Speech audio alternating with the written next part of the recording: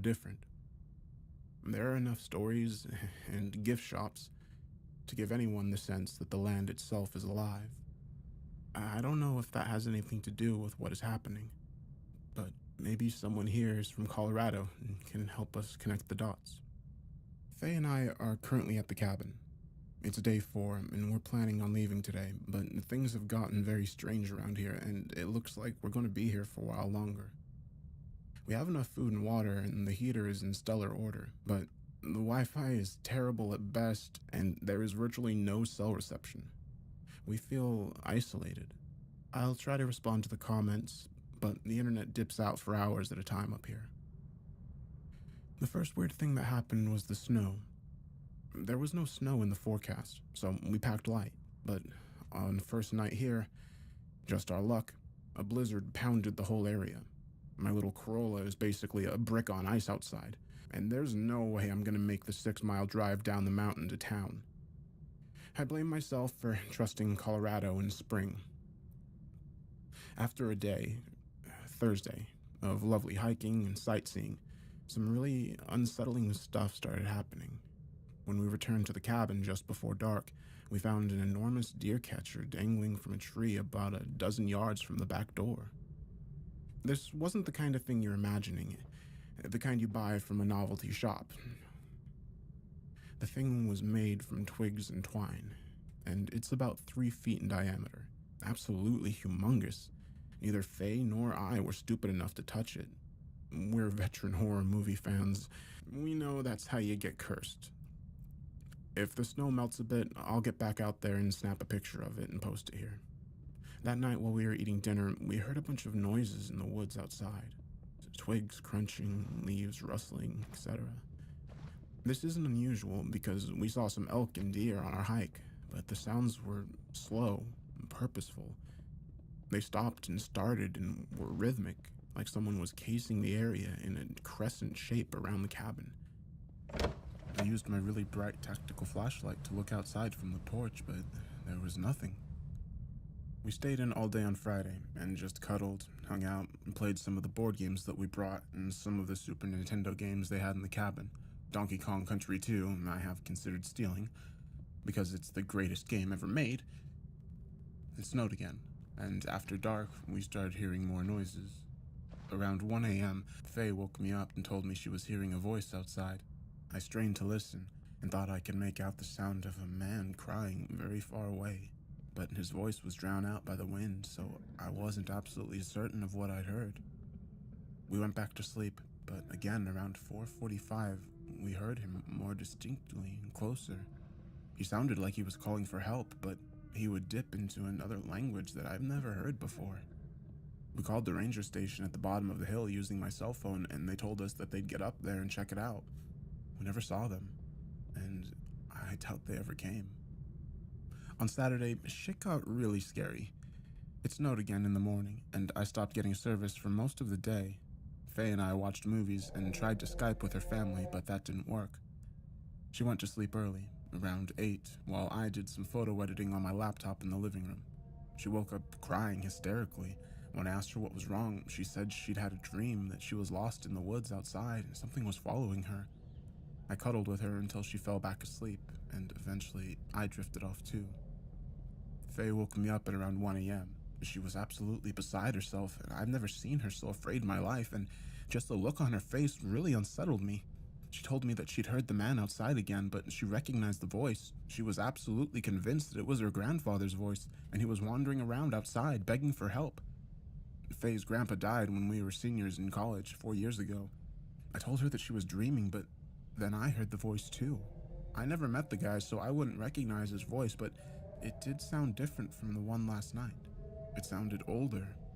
I had to do everything I could to keep her from running off into the woods looking for him. Eventually, she realized that the possibility of it being him was absurd, so we put on a movie at a good volume and fell back asleep. My cell phone wouldn't connect a single call. What happened last night, Sunday, was the thing that has sent me over the edge. Essentially, the same thing happened around 1 a.m., at which point I was still awake, almost expecting the noise to happen. I heard a voice. This time, it was a woman's, Thankfully, it was distant enough that it didn't wake Faye. I walked into the bathroom and cracked the window open just a tiny bit. The frosty air that came through the cracks seemed like a death sentence to me as a Californian. Nobody could survive outside for that long, not without serious military-grade winter gear. And yet, someone was wandering the fuck around out there, snapping on twigs and crying. I'm a reasonable skeptic, sometimes arrogant agnostic, but I'm telling you, the voice sounded exactly like my mother's. My mom is alive and well and living in Southern California, so my brain instantly cramped at the sound of her voice out there in the Rocky Mountains. I would know my mother's voice anywhere. I think we all would. And I'm telling you, I'm about 90% sure it was hers, which was way, way too sure to not scare the shit out of me. I grabbed my light and went outside with a blanket wrapped around me and my hiking boots on. I circled the entire cabin and looked around. There was snow pushed out of the way in a big meandering pattern that snaked in and out of the tree line like someone was drunkenly shuffling around. Maybe they were injured. The path went right to the bathroom window and then back into the woods. Each time the voice called out, I shouted, "Mom? Who's there? Who are you?" And each time the voice receded further into the woods. I'm pretty sure it was trying to coax me deeper and deeper into the woods, away from the cabin. I'm still alive because I'm not an idiot. I'm not going to die like some dumbass in a bad horror movie. I went back inside and made sure that we were locked down tight. Since I can't call the ranger station, I'm posting this instead. I'll keep you updated. Edit. It's Monday. We got a hold of Faye's dad. The weather is supposed to clear up tomorrow, so he's going to come pick us up in his truck and help get my car back down the mountain. I'll keep you all informed. Only one more night in this place. I'll try to get some photos up. Edit. 9 p.m. Monday. I've been able to get online twice today. I wish I knew more about electronics, but I'm a history teacher. So I don't think I can fix the Wi-Fi or predict when it'll work. I can send and receive email messages and some Reddit posts, but I cannot load some websites or view photos. Faye hasn't been feeling well since noon. She developed a stomachache and has been intermittently throwing up. We both ate the same thing, and I feel fine, so I'm not sure what it is. She sometimes gets like this when she gets worked up. Although I'm agnostic/atheist, she is very Catholic and is pretty convinced that something supernatural is going on. No need for alarm at the moment. She doesn't have a fever, and I'm keeping her hydrated and in high spirits. She seems to be on the mend. Went to sleep around an hour and a half ago. Some noises to report. There's cackling, repetitive vocalizations in the forest. It's probably 100 yards out. The tree line starts about 20 yards out, so this sound is coming from much deeper. Some movement spotted just beyond the tree line at dusk, but it could be elk, deer. Couldn't see very much. Keeping all the curtains closed, windows locked, furniture in front of the front and back door. I'm checking on Faye every half hour. Her dad will be here in the late morning to pick us up and dig my car out. Another Redditor near us pointed out that I'm an idiot for not double-checking the weather. Yeah, you're correct. I promise I'll provide an update as a new post tomorrow, should anything significant happen.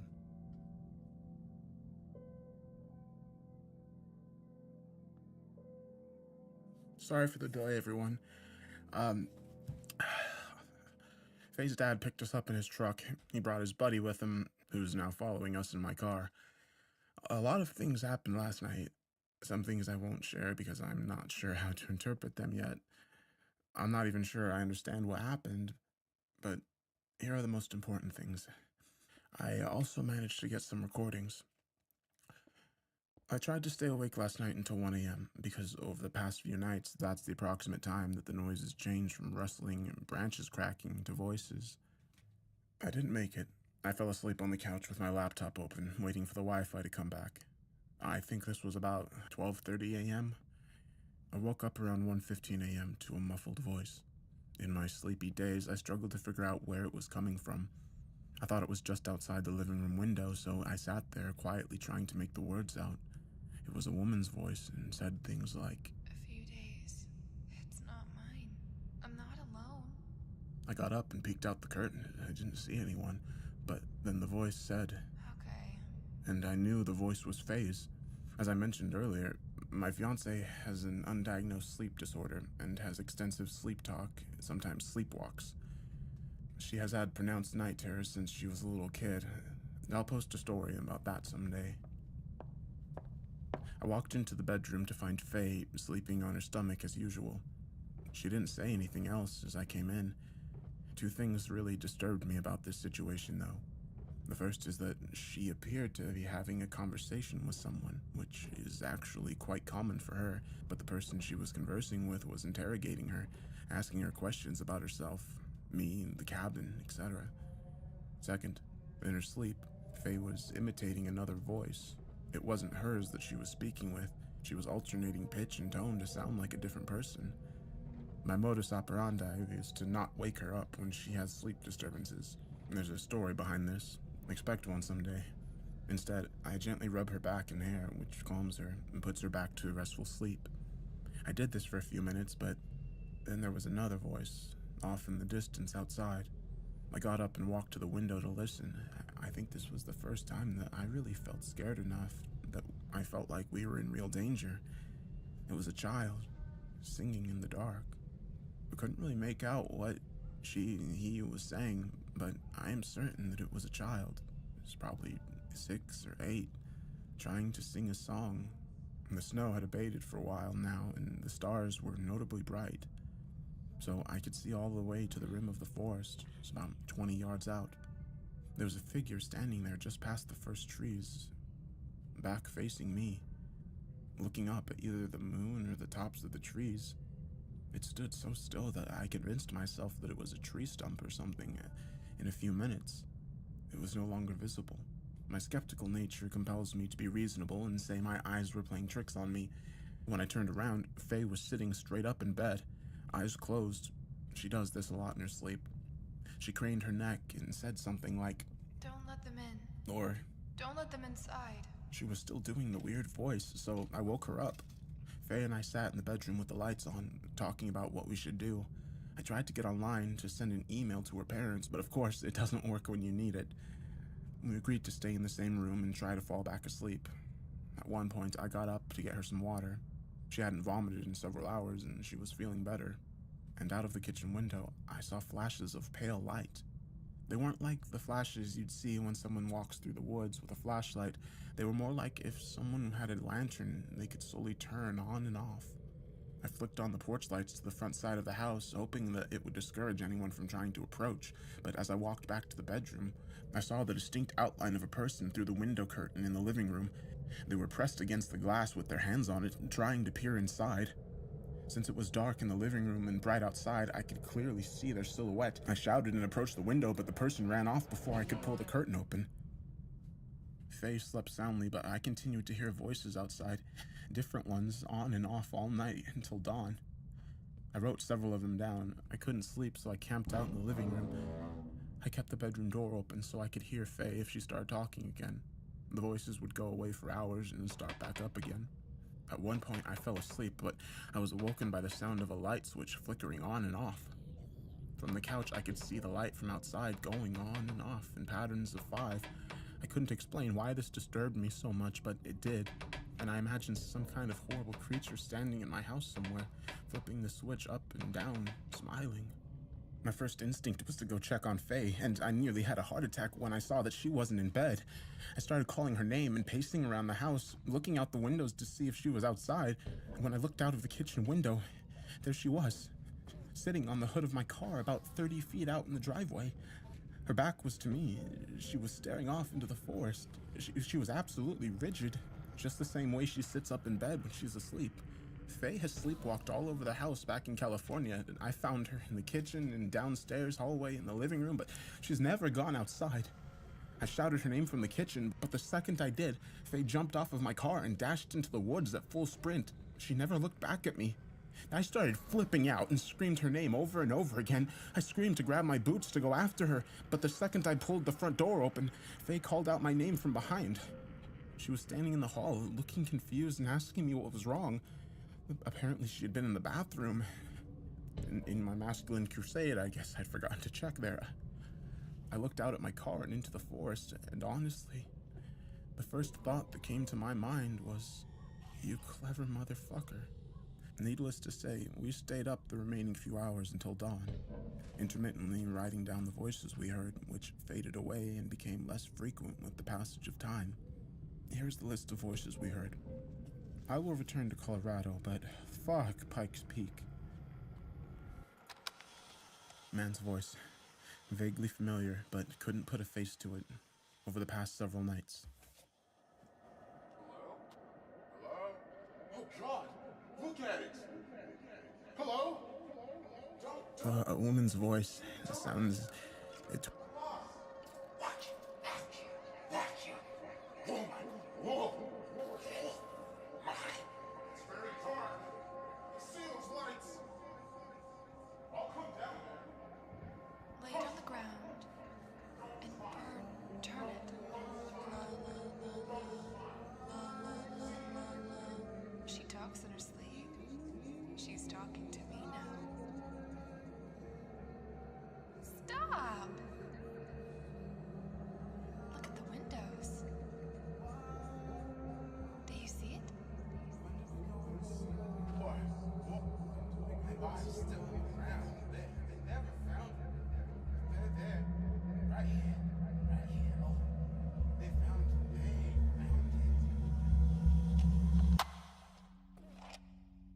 By the way, I forgot to check to see if that dream catcher was still there out back.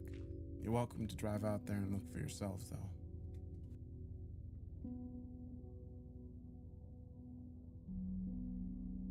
So that night, we sat down with Faye's mom, Laura, in her bedroom while her dad was watching the news downstairs. Her mom was so upset at the stories we told her. I mean, she was visibly disturbed to the point of being in tears. She kept apologizing to Faye and hugging her. Laura told us that they'd purchased that cabin from their good friend, Jennifer, I think, who moved to Nevada about 20 years ago. And her husband had complained about all sorts of weird experiences while living there. Her husband, Tom, like myself, was fond of hiking and exploring the woods, and collected tons of arrowheads and other neat trinkets he'd found in his travels around Pikes Peak. But Jennifer started having dreams about Tom being dragged into the woods from their bedroom. She had all sorts of horrific nightmares about him being skinned and pinned up to trees like some kind of macabre artwork. Jennifer said that while Tom was at work, she would occasionally hear the voice of her daughter, who had died in childhood due to some kind of bone cancer, calling Mommy from the edge of the forest. Jennifer's doctor claimed it was the medication she was on and changed her meds. Tom got a new job in Vegas. They basically noped out of there. And on a lighter note, Tom hanged himself in the garage 2 years after they moved. No note or anything.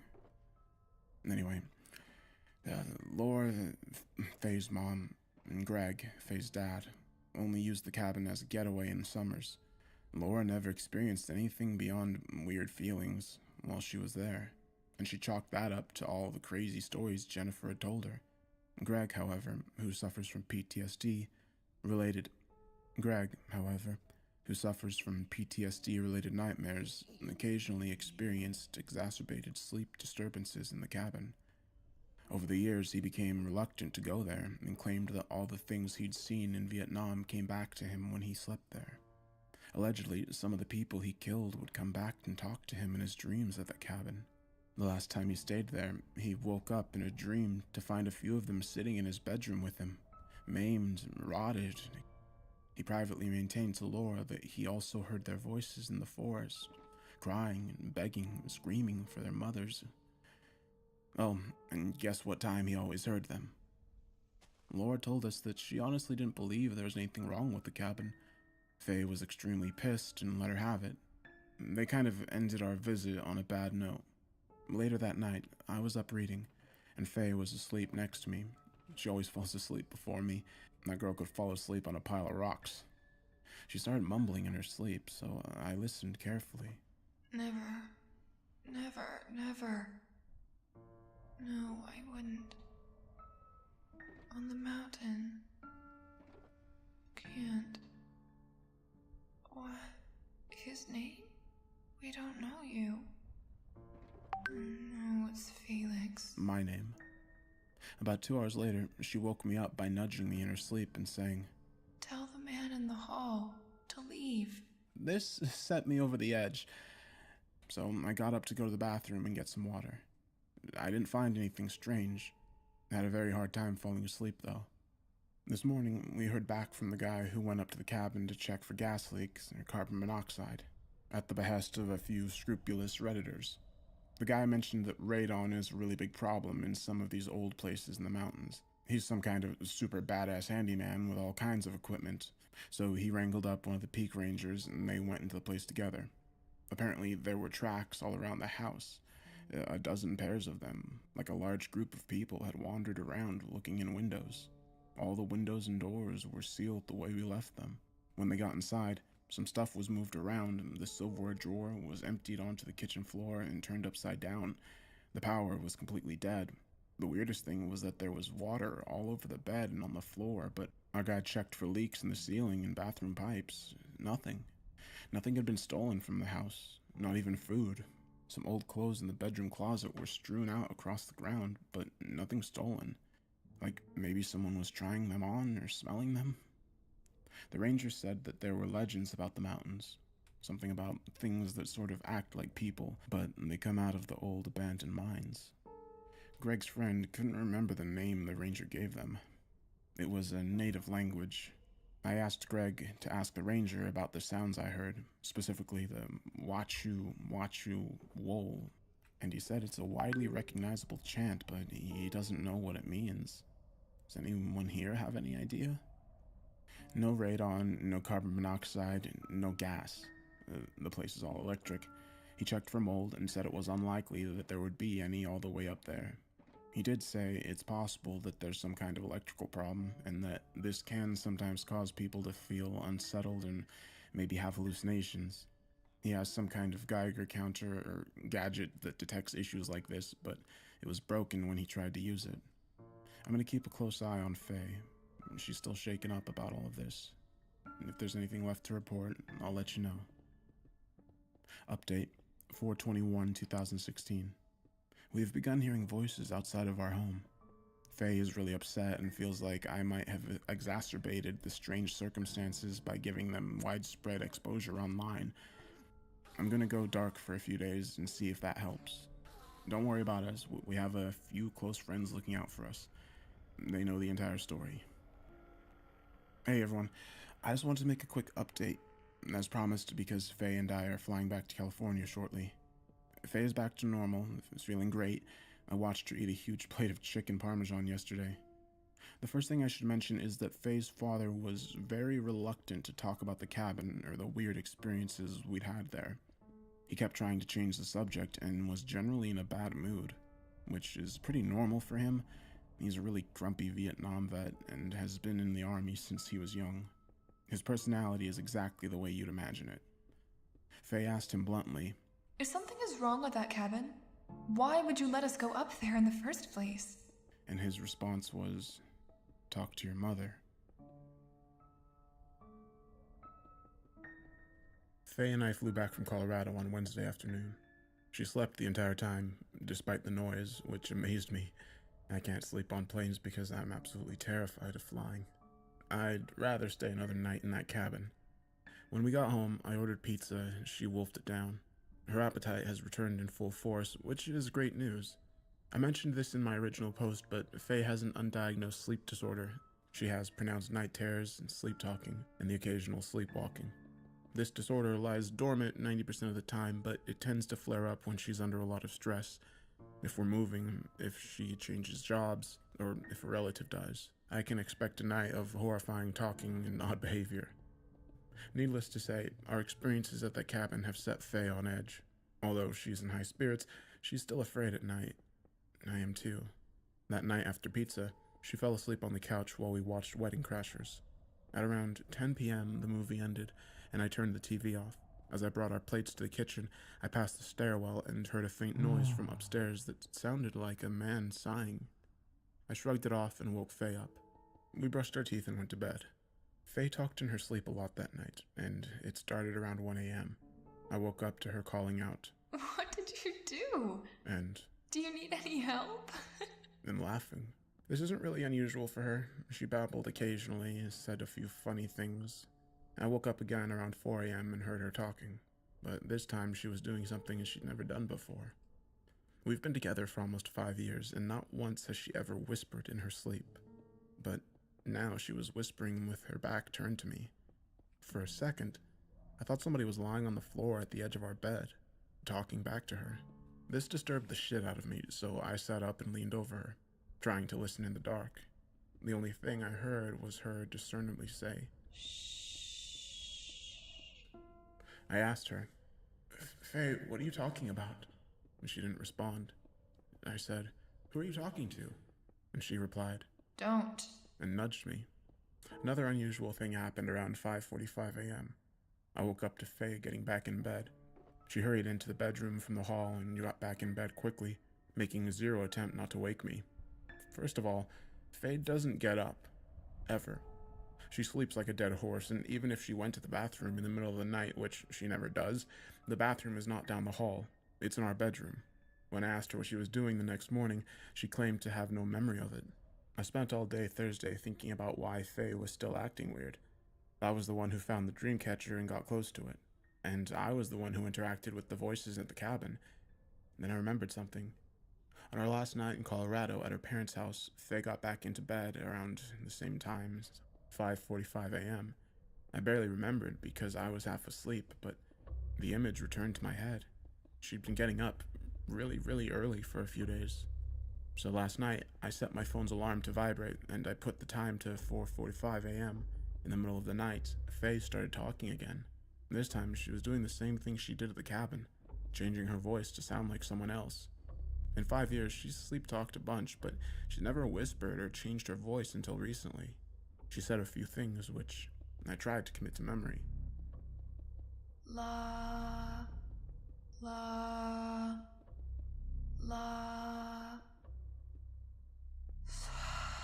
Followed by day on, or tay-all, over and over.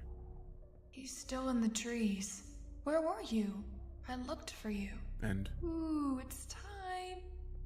about the same time, I heard a noise outside, which sounded like an old man grumbling to himself about something. We live in NorCal, in a really woodsy town. So when you look out our bedroom window, there's a ton of trees across the street. It was very dark, but I'm fairly certain I saw a man walking behind the first line of trees. He was too far away to be the one grumbling, but it's still very unusual to see anyone over there this time of night. In fact, I've never seen anyone over there at night ever. Looking outside required me to open the curtains, which lit up our bedroom with moonlight. When I looked back at the bed, Faye was lying with her neck craned towards me, her eyes crazy wide and fixed on me. Her mouth was open. She issued this really frightening, gurgly, drawn-out groan and flicked her tongue around. It looked like an epileptic fit in slow motion. Faye had definitely opened her eyes in her sleep, but never like this. She looked like a fucking murderer. And I got so scared. I called her name really loud and woke her up. She was confused and asked me why I was at the window. I lied and said I was just closing it because it was cold. I didn't want her to know I'd heard a voice. We talked a bit, but I'll skip that because this is getting long. My alarm woke me up at around 4:45 a.m., and I laid there awake, waiting for Faye to get up like she'd been the past few nights. She breathes very rhythmically when she's asleep, so I can tell how deep she's under. At around 5:20, she sat straight up, swung her legs out of the bed, and tiptoed down the hall. I followed behind. And when I say that my fiancée tiptoed, I mean like a child on Christmas Eve. This was very robotic, alien, inhuman. She moved like a meth-addicted ballerina zombie down the hall and stopped at the stairwell. Her breathing never changed.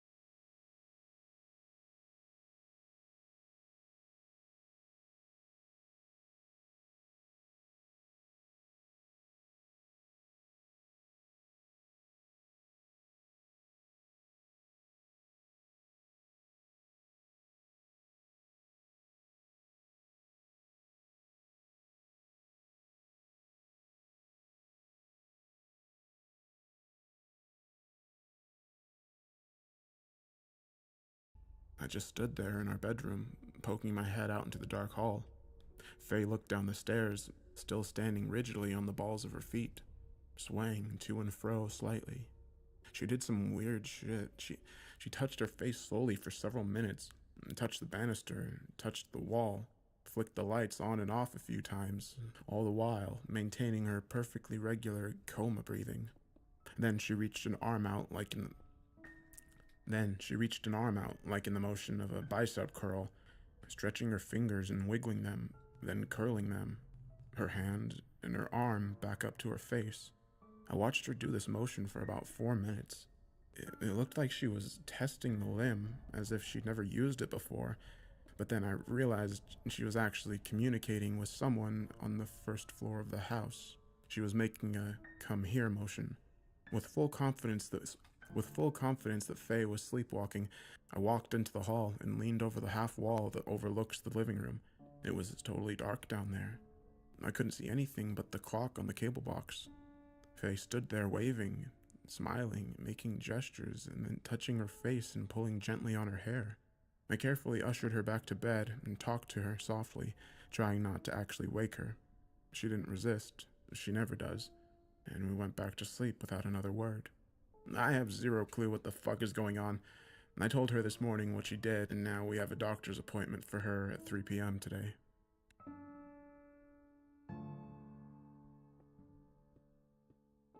I took Faye to see her doctor yesterday, and we hesitantly explained what was going on with her. I left out the paranormal stuff because I didn't want to get put in a ward. She seemed really concerned about Faye, ordered a blood test, gave her a physical, asked her about her diet and drugs, medicine, etc. Faye and I are both non-drinkers, non-drug users. Neither of us are on medication. She wants Faye to be evaluated by a psychiatrist next week. For now, she gave her a sedative at night and some anti-anxiety medication. She wants us to get some fresh air and get out of the house, so we're going on a hike today. A Redditor brought up the possibility that the child's voice outside the cabin, asking, "When do we go inside? When do we go inside?" might not refer to inside the cabin, but rather inside Faye. This really worries me, because it corroborates some of the strange behaviors she's been exhibiting in her sleep. I contacted the park ranger, who is pretty sympathetic to our situation, and he's going to get in touch with some of the members of his tribe who have experience with spiritual guidance and medicine. He is convinced that Faye and I have attracted the attention of the ones who come out of the mines. Lucky us. More on that later. Some Redditors have recommended that I test Faye to see if it's really her, so yesterday evening, against my wallet's advice, I took her to our favorite steakhouse. I only ever order one meal there, medium tri-tip, house macaroni and cheese, and a bottle of root beer. Faye only ever orders one meal there too, the barbecue chicken sandwich with mac and cheese and a salad with ranch dressing, and a Coke. She drinks Coke only. Her blood is mostly Coca-Cola. Faye took a long time to decide what to order, and ended up ordering a fucking New York strip. I jokingly told her to order for me too, and she said, I don't know what you want. She also ordered water instead of Coke. Usually we have arguments over how much Coke she drinks, and I'm always trying to get her to hydrate better and just drink water. This was really unsettling to me. At the end of the night, when we were walking back to my car, I kissed her temple and asked if she still liked it when I called her Noodle. She said, Of course. I've never called her Noodle in my entire life. Her nickname has always been Monkey Toes. It's a long story. When we got home, she cracked open a Coke and got on Facebook, which is completely normal for her. This threw me off. One thing that's been on my mind lately is the song the little kid was singing outside of the cabin. I've been catching myself humming it almost every day. I asked Faye if it meant anything to her, and I sang it to her while she was sitting on the couch. After a few repetitions, she sort of went blank, like she was hypnotized, and just wobbled back and forth ever so slightly for about 8 seconds, and then snapped out of it and said, I don't remember that. Last night is when shit hit the fan. I haven't gotten a full night's rest in over a week now, and it's starting to make me feel over-emotional and crazy. Faye started murmuring in her sleep around 1, as usual, but I couldn't understand much of it. She sat up in bed, took the sheets off of her legs like she was going to get up, but I grabbed her arm and asked her what she was doing. She said, Tell them to leave. Her eyes were completely shut. I asked her, Who? Who needs to leave? She sat there for about 2 minutes, not speaking, just sitting straight up. I asked again, and she replied. There's a man at the door. Then about 10 seconds later. And a woman at the bottom of the stairs. Of course, this made every single hair on my entire body bristle. I got up and went downstairs, turning on every single light as I went and carrying my buck knife with me. Nobody was in our house. I looked in every single room downstairs and even in the backyard. When I got back to the stairwell, I heard someone stomping around upstairs. Someone had turned the lights to the upstairs hallway off. I stood at the bottom of the stairs looking up, trying to listen, but the noises stopped. So I walked back up into our bedroom and got into bed. It was likely that Faye had gotten up to go to the bathroom or sleepwalked a bit in the room and went back to bed. I fell asleep pretty fast, but woke again only a few minutes later. Faye was gone. I heard movement down the hall, so I looked out into it, and I saw Faye coming out of the other bedroom. She staggered down the hall toward me, and then stopped, turned around, and walked back in the other direction. She did this 7 or 8 times. She was walking in almost the same way as the night before, standing really high up on her toes, her legs totally rigid like they were made of cement, and her arms completely limp, flopping back and forth. It was extremely fucking terrifying seeing her move like that. She was totally graceless. It was like someone was testing out a human body for the first time. At that same moment, I heard a noise through the bedroom window and ran over to check, thinking someone really was at the front door. You can see down to the front entryway from my bedroom window. Off in the distance, about 30 yards out, somebody was walking back and forth in the same exact way that Faye was.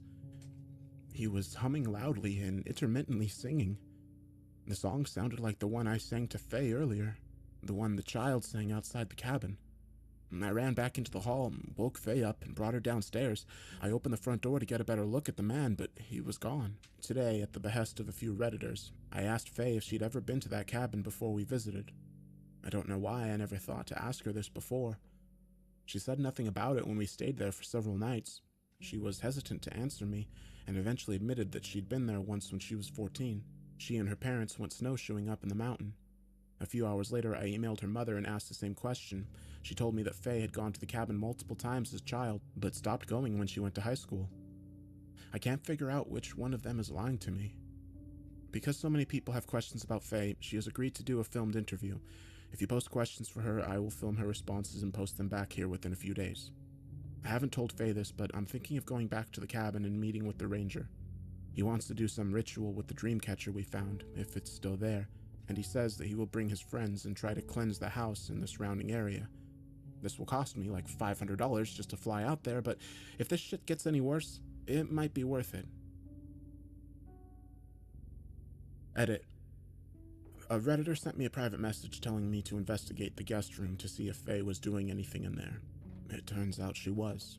She had written the number 5 on the window with her finger. I only saw it because of the condensation from the cold this afternoon. It's written backwards so that someone standing in our backyard can read it. I cannot tell you how much all of your support has meant to us over the past few days. Faye feels so good knowing that people are constantly asking about her health, and I feel like a few of your suggestions have literally saved her life. So thank you, from the bottom of my heart. I don't even know where to begin. So much has happened in the last 2.5 days. The sedatives and anti-anxiety meds the doctor gave to Faye work during the day, and she has been less stressed. However, at night, her behavior is still highly unusual. I've taken the overwhelming consensus of Redditors seriously. I went out and purchased a bunch of child-proofing materials for the house to prevent Faye from harming herself or going outside while sleepwalking. I couldn't afford a bunch of cameras. Sorry, I'm a teacher. I bought these knob covers that little kids, and hopefully sleepwalkers, are too stupid to figure out. Outlet covers in case she tries to jam anything into them, and I hid the kitchen knives. I also brought in a spiritual healer after very carefully searching for one. It is my opinion that 99% of them are frauds and hucksters, but this woman did not charge us anything, and she was recommended by close family. She is the daughter of the Shoshone tribe leader. The long and short of it is, she believes our house is not haunted. However, she says that Faye feels very off. She said she couldn't get a good read on her at all, and that there is a dark cloud over her. Still suspicious of this woman, I took her to a random upstairs window and told her that I had seen someone outside near the edge of the woods, mimicking Faye's sleepwalking. which was true, but I pointed out the wrong window, to the wrong part of the forest. She quietly examined the other windows upstairs and said that our bedroom window, the correct one, gave her a terrible feeling. She said, He watches from here. She can hear him whispering at night. We told her everything. She was horrified by our story. The look on her face unsettled me so much. It was like she never heard of anything this bad. She went out of the room and had to collect herself downstairs. The woman prayed for several minutes, sang a beautiful song in a language I can't even begin to describe, and saged our entire house. She put some kind of crushed herbs on the ground in front of the 2 doors that led into our home. Then she told me in private. You were dealing with the Hollow Ones. She said its name in her ancestral language, but I cannot even come close to remembering how to spell it or say it. She said that one is infatuated with Fae and will do absolutely anything to get inside our house, but the process takes time. I don't know if I actually buy any of this, but at least she didn't sell it to me. We also had Faye take a pregnancy test, as recommended by many Redditors. The woman said it was a good idea. Good news, not pregnant. And the woman stood in the bathroom with her like a prison guard so she couldn't fuck with the test. We thanked the woman and she left. That night, we attached a little jingle bell from Faye's Christmas-themed lingerie to a hair scrunchie and put it around her ankle. I'm such a light sleeper that there's no way she'd be able to get out of bed without waking me. Faye fell asleep really fast due to the meds, out like a light in a few minutes. I lay in bed, thinking about the 5 that she wrote on the window in her sleep a few nights earlier, and reasoned that it meant 5 a.m. and not 5 days, as some Redditors had speculated. This makes sense because she's been getting up at that time to sleepwalk every night for 4 nights in a row. Since the 5 was written backwards, facing the backyard, I reasoned that it was a signal to whatever was out there. She was going to try to let it inside. Eventually I fell asleep, and I had a fucking horrifying dream. Something came into the house, through the sliding glass door to the yard, walked up the stairs and into our bedroom. It sat at the edge of our bed, rubbing Faye's foot and staring at us. It was completely wraithed in shadow. I couldn't see it at all except for a silhouette. I woke up, soaked in sweat, and I couldn't fall back asleep for a while. 5 a.m. rolled around, and the reliable little jingle bell woke me right up. In her sleep, Faye did something that she's never done before. She stood up on the bed, rigid as a board, and stared out the window. I shouldn't really say stared because her eyes were closed, but she was alert, watching and listening. She remained there like a statue for at least 5 minutes. I also didn't move, I just watched. Then she slowly raised her hand and started waving at someone outside. My skin crawled when she did that. She definitely knew someone was there, even with her eyes shut. Faye then stepped off the bed and darted to the bedroom door, trying to get out into the hallway, but the child-proof knob cover stopped her. She couldn't figure it out in her sleep. She did another thing that she's never done while sleepwalking. She got extremely angry and started pulling on the cover. She shrieked and growled like a trapped animal. After 30 seconds of this, she woke herself up and started crying really hard and told me that in her nightmares, she had seen a man without a face, walking through the halls of our home, whispering her name and looking for her. I sat up and talked with her for an hour, and then we went back to sleep. It was around 10 a.m., April 24th, and Faye was gone. The bedroom window was open. As I walked downstairs, I saw her in the backyard, reading. Every single window in the entire house was open. It was like 55 degrees outside. She told me the smell of sage made her nauseous, and she wanted to get out of the house. I couldn't smell anything. I suggested that we go to the church downtown today to speak with a priest. She's Catholic, but she refused, so I had my buddy Kay, who is a very, very devout Catholic, come over with some holy water and his crucifix. Apparently Kay told his priest what was going on, and the guy very reluctantly blessed the water and told us to call him. Faye was irritated that I had done this without her permission, and waited outside, while Kay set up a few little crosses and his big crucifix around the house. Faye refused to have any holy water put on her. She kept saying, "I'm freezing, don't you dare." She is going to be super pissed when she finds out I put that shit in her shampoo and conditioner bottles. She was in a really nasty mood all morning. But after we went out for lunch, she was feeling better, and agreed to film the interview and answer questions from Redditors. While filming, I noticed that she wasn't wearing her engagement ring, and realized that she hadn't been wearing it in several days. I asked her where it was, and she said it was in her luggage, which we've now partially unpacked. Later, when I checked, it wasn't there. I'm worried about this for a few reasons. I'll post the video as soon as she watches and approves it. She's self-conscious. Expect it in a few days. I've finally begun moving some more of the photos from the cabin onto my laptop, too.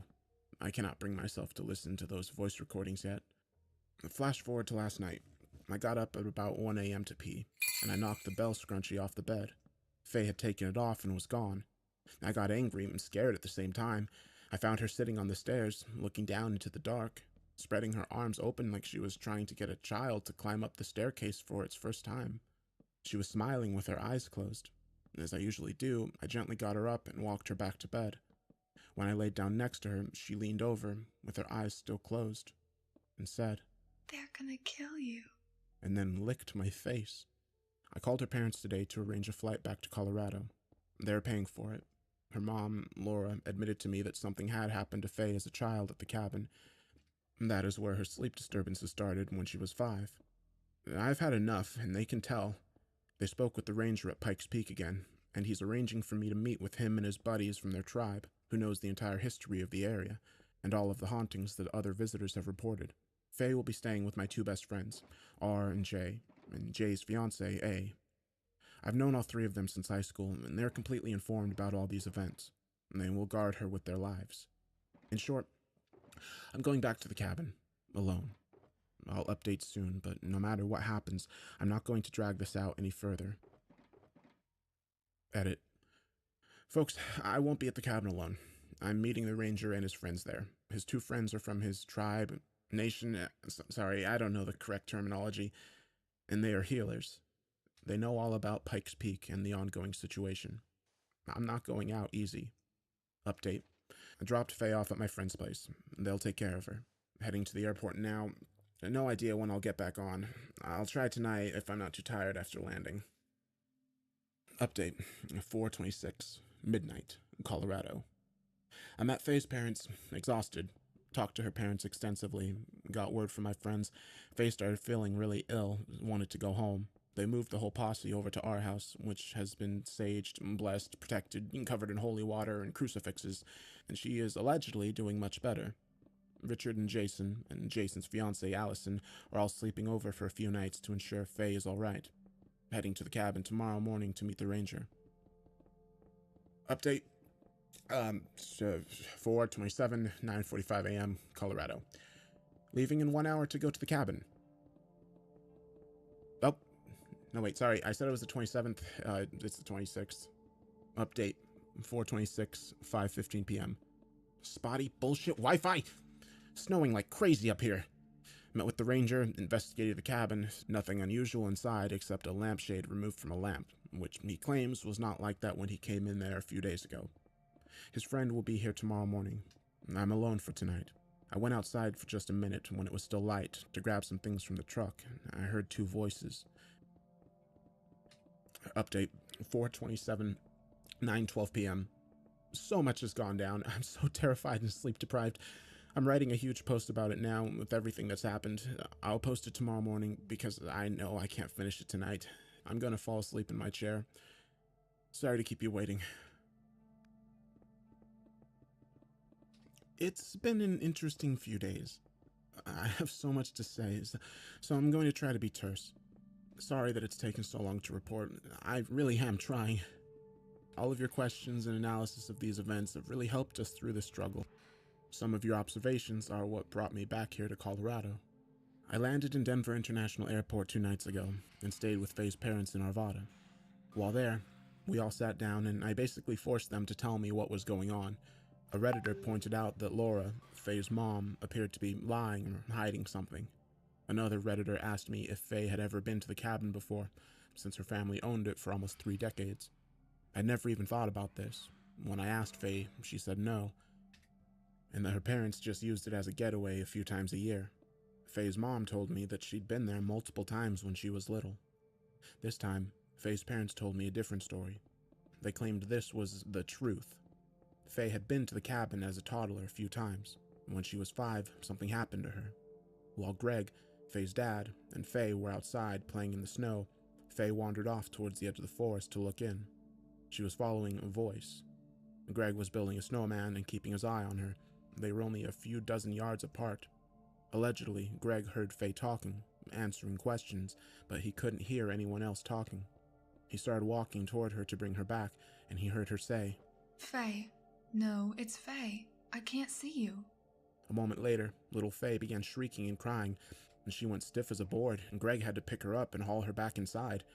She was almost catatonic and would go through bouts of total silence or inconsolable hysterics for several hours until Greg and Laura decided to go back down the mountain and take her to a hospital. Greg claims he never saw anyone in the woods and never heard any voices speaking to Faye. The doctors thought that she may have had an epileptic seizure, and to this day, Faye does not remember ever going to the cabin. When I took her, she acted like she'd never seen it before. I believe that if Faye did remember being traumatized as a child, she'd never want to go back. So I really think she blocked out the whole experience, and when we visited a week ago, she thought it was her first time going. In Laura and Greg's subsequent visits to the cabin without Faye, Greg experienced terrible nightmares in which dead people entered the bedroom and sat on the ground in bed, watching him sleep. In the morning, Greg let me borrow his truck. He refused to go to the cabin with me. He told me when I left, "We let you kids go up there because we honestly wanted to believe that there was nothing actually wrong with that place." They used us to validate their denial. But I don't hold them responsible. I'd never have believed any of this if I were them. Dreams and a frightened child do not a haunting make. I arrived in Pikes Peak around 1 p.m. yesterday, and the ranger met me at the cabin. We investigated the place and didn't find anything unusual, except that a single lampshade had been removed from one of the lamps and placed on the couch. We checked out the nearby woods. I was kind of surprised to discover that the creepy, ominous dream catcher was still there. The ranger told me that he did not recognize it, and it was not something that his people made. He told me not to mess with it until his friends showed up. He told me he'd return with them in the morning and left. That night, some shit happened. Greg told me that he'd hidden a .357 Magnum in the closet, so I retrieved it and a really dope-ass purple bathrobe, and I felt a little better. Don't worry, I know how to shoot and how to keep it safe. Right around sunset, I walked out to Greg's truck to grab a few things I'd neglected to bring in earlier, and I heard two distinct voices chattering in the woods. It was snowing like crazy, and the wind was howling, but above the storm I heard a gruff masculine voice and a younger adolescent male voice. They were both yammering incomprehensible gibberish from two different places. I hurried back inside and locked the door. The stuff they were saying was pure madness. It made no sense. Put them up there in the trees. Take. Walk on down there. Go ahead. Put them up. I just sat there, imagining psychotic cannibals jabbering with their tongues hanging out and eyes rolled back in their skulls.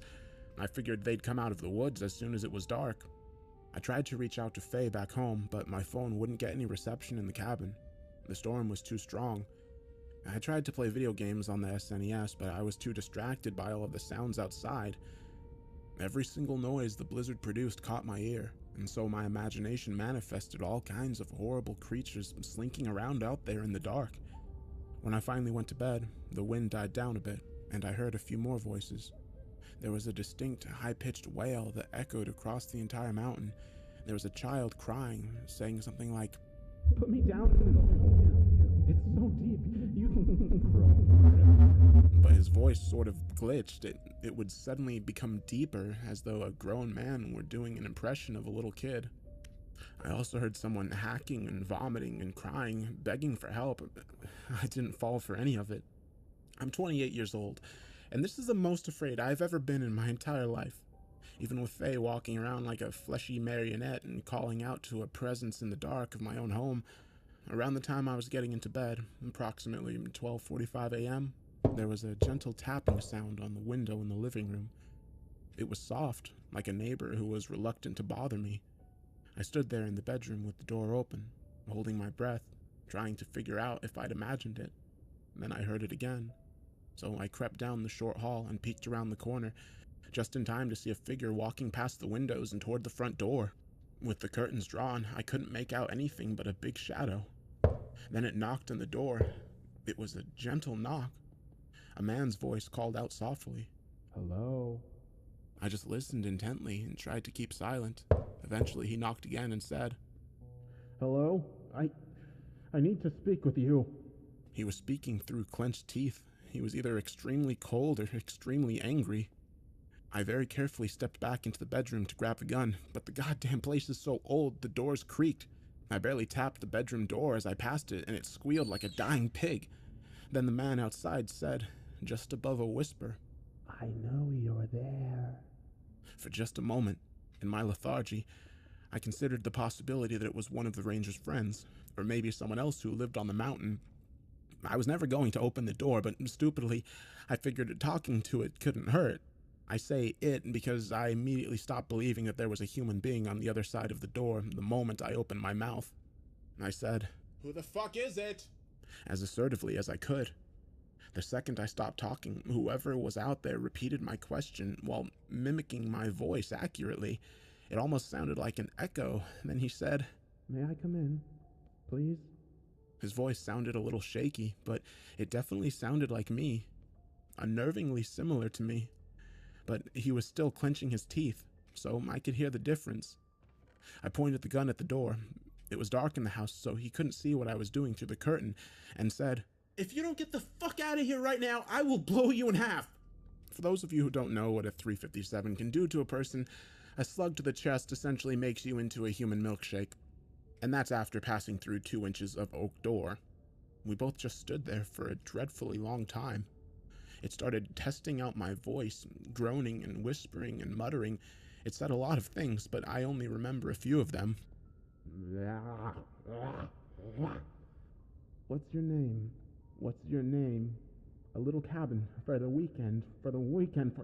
And then a bunch of lip smacking and chewing noises. They're lying. They're lying. The ones out there. You're not alone in there.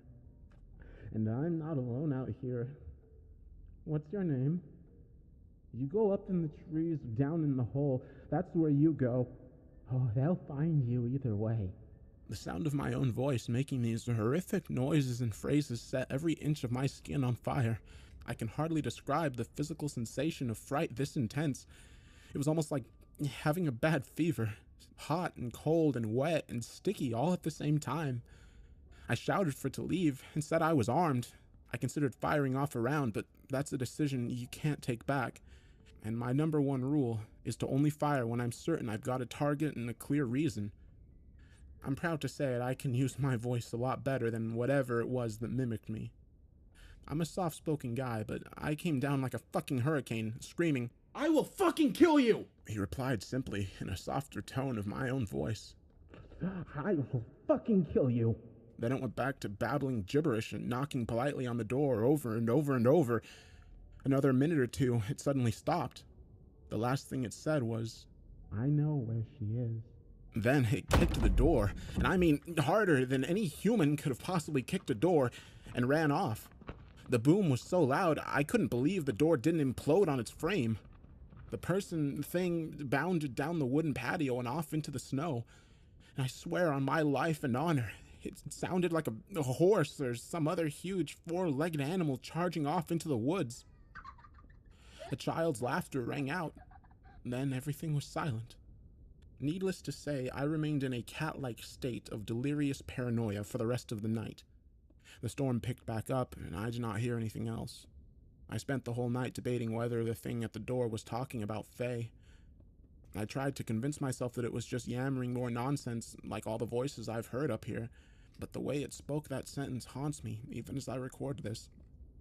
Its voice, my voice, was purposeful and restrained. It chose the words carefully, and it knew exactly what to say. I've been thinking a lot about what Redditors have been saying about Faye being some kind of doppelganger. When I first saw the nude woman on my car, I thought it was a trick to lure me into the woods, where the voices lie. I thought the real Faye stopped me from leaving the cabin, but many of you have pointed out that the reverse could be entirely possible, given how the Faye I took home to California is behaving, given how she has failed all of my tests, and given her engagement ring has been missing since we got home. So I sat there for hours, considering whether I should go out into the woods during broad daylight to search for my fiancée. Of course, this is a stupid idea, but now I understand why people in horror movies do idiotic things. If I'm not looking for her, or for answers, why am I here? I need to know what I saw that day in the driveway. I need to know if there are many voices or just one, and I need to know how to get all of this back to normal.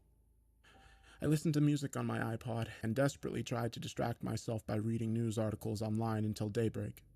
Most of them wouldn't load because the gods of internet have cursed this cabin. Around 4 a.m., I got up to get some food from the kitchen, and I opened the window curtain a tiny bit to see if anything was going on outside. A ton of snow had fallen. At the rim of the forest, dozens of yards out, I could see a distinct figure standing perfectly still in the moonlight. He was facing away from me, staring off into the darkness of the woods.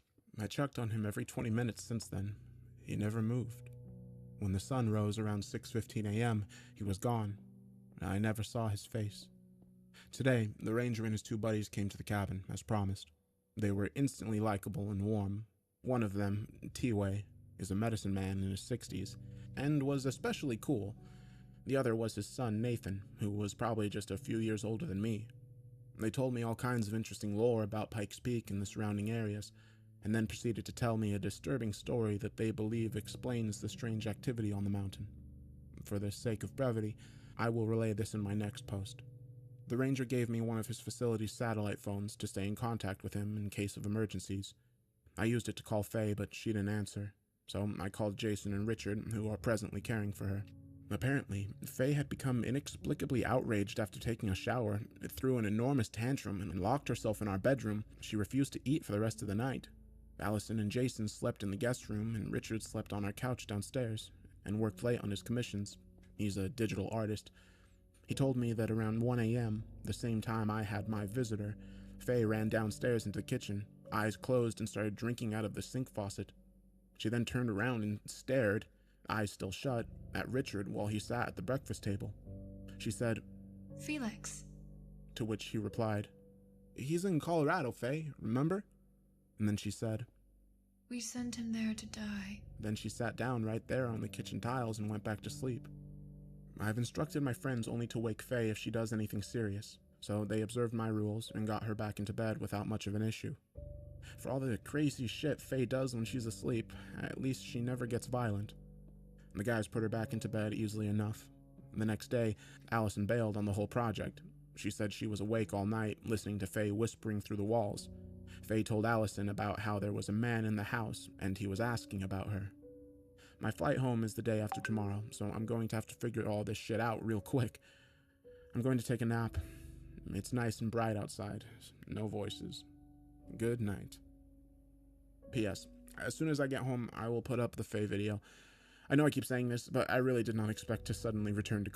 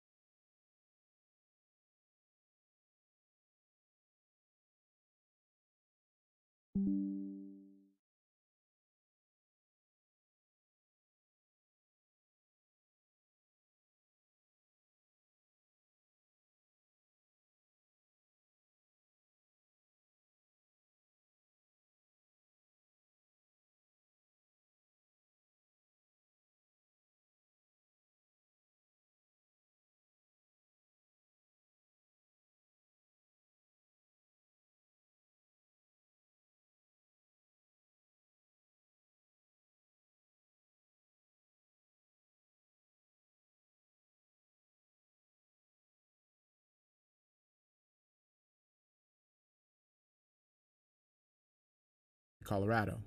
I swear, I'll put it up, and then that will be the end of it. I resent myself for turning this into such a long, ridiculous blog of my experiences. T-Way is an incredible storyteller. He told me that Pikes Peak and the surrounding area was inhabited by the Ute, Manitou, Arapaho, Pueblo, Anasazi, and other Native American groups at various times. In the 1860s, when the gold rush was in full swing, many Indians were violently displaced because of mining operations there. They were torn away from their sacred lands, which was catastrophic to their cultures. T-Way stressed that historically, Americans have not understood the significance of land and names to Native Americans, and this is critical to understanding the supernatural presence on the mountain. The major world religions like Christianity, Hinduism, and Islam are universal. They can be practiced anywhere.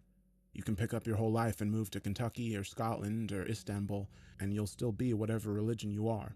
Your God still hears your prayers, and he still intervenes in your life. But Native Americans practice land-based religions. The land they inhabit is a part of their creation stories. It's not that the land belongs to them, it's that they belong to the land, and both are in a symbiotic relationship with one another. History is embedded in the landscape. A person is reminded of specific lessons and wisdom when they see a part of the land. The mouth of this river has a story attached to it. The fallen tree has a story attached to it. A battle was won here, a chief died here, peace was made between tribes with a feast here. When a native group is forced out of its homeland, the people lose their history. What's worse, they leave behind the places where their dead are buried. Since the dead are bound to that place, the Indians who left no longer have spiritual connections to their ancestors, and thus to their gods. The medicine and magic no longer work. They forget the names of sacred places. As the names and history and wisdom are forgotten, the tribe's spiritual power evaporates. T-Way said that when Pikes Peak was taken, a group of disgruntled Utes descended on the miners and slaughtered a bunch of them.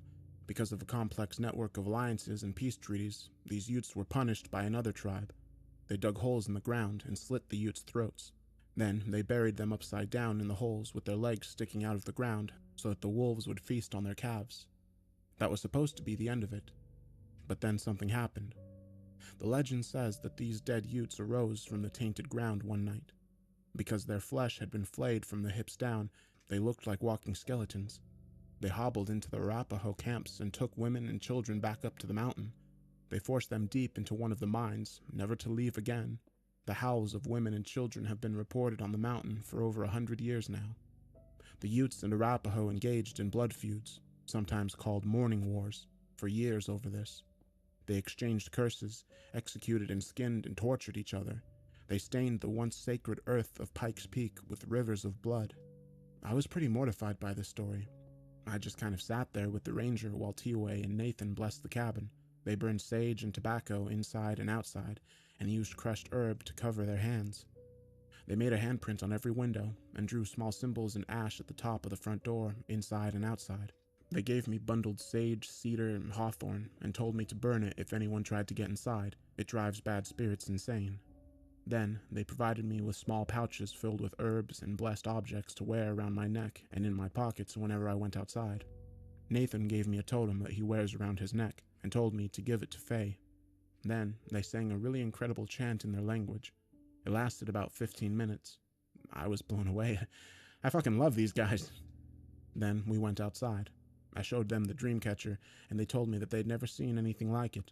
The Dreamcatcher is made with 3 branches woven together with hair, and it has old yarn or wool string with glass beads crisscrossing the center in a pattern. It is old and handmade. T-Way told me not to touch or move it. If you find an object of power and do not know who made it or what it protects, You should leave it alone. I asked him if it could be evil, and he said, maybe. I got them up to speed on everything that has happened. I said that a lot of my friends, Redditors, but I didn't explain that, suspected that the Fae at my house in California was a duplicate, and that the real Fae was somewhere in the woods. T-Way and Nathan disagreed with each other on whether that could be, but we searched the woods looking for signs of my Fae. We found nothing. I told them about the missing ring, and they said exactly what many Redditors have said. If Fae loved the ring, and it was powerfully symbolic to her, it could be used by a bad spirit to harm her. They told me to find it at all costs.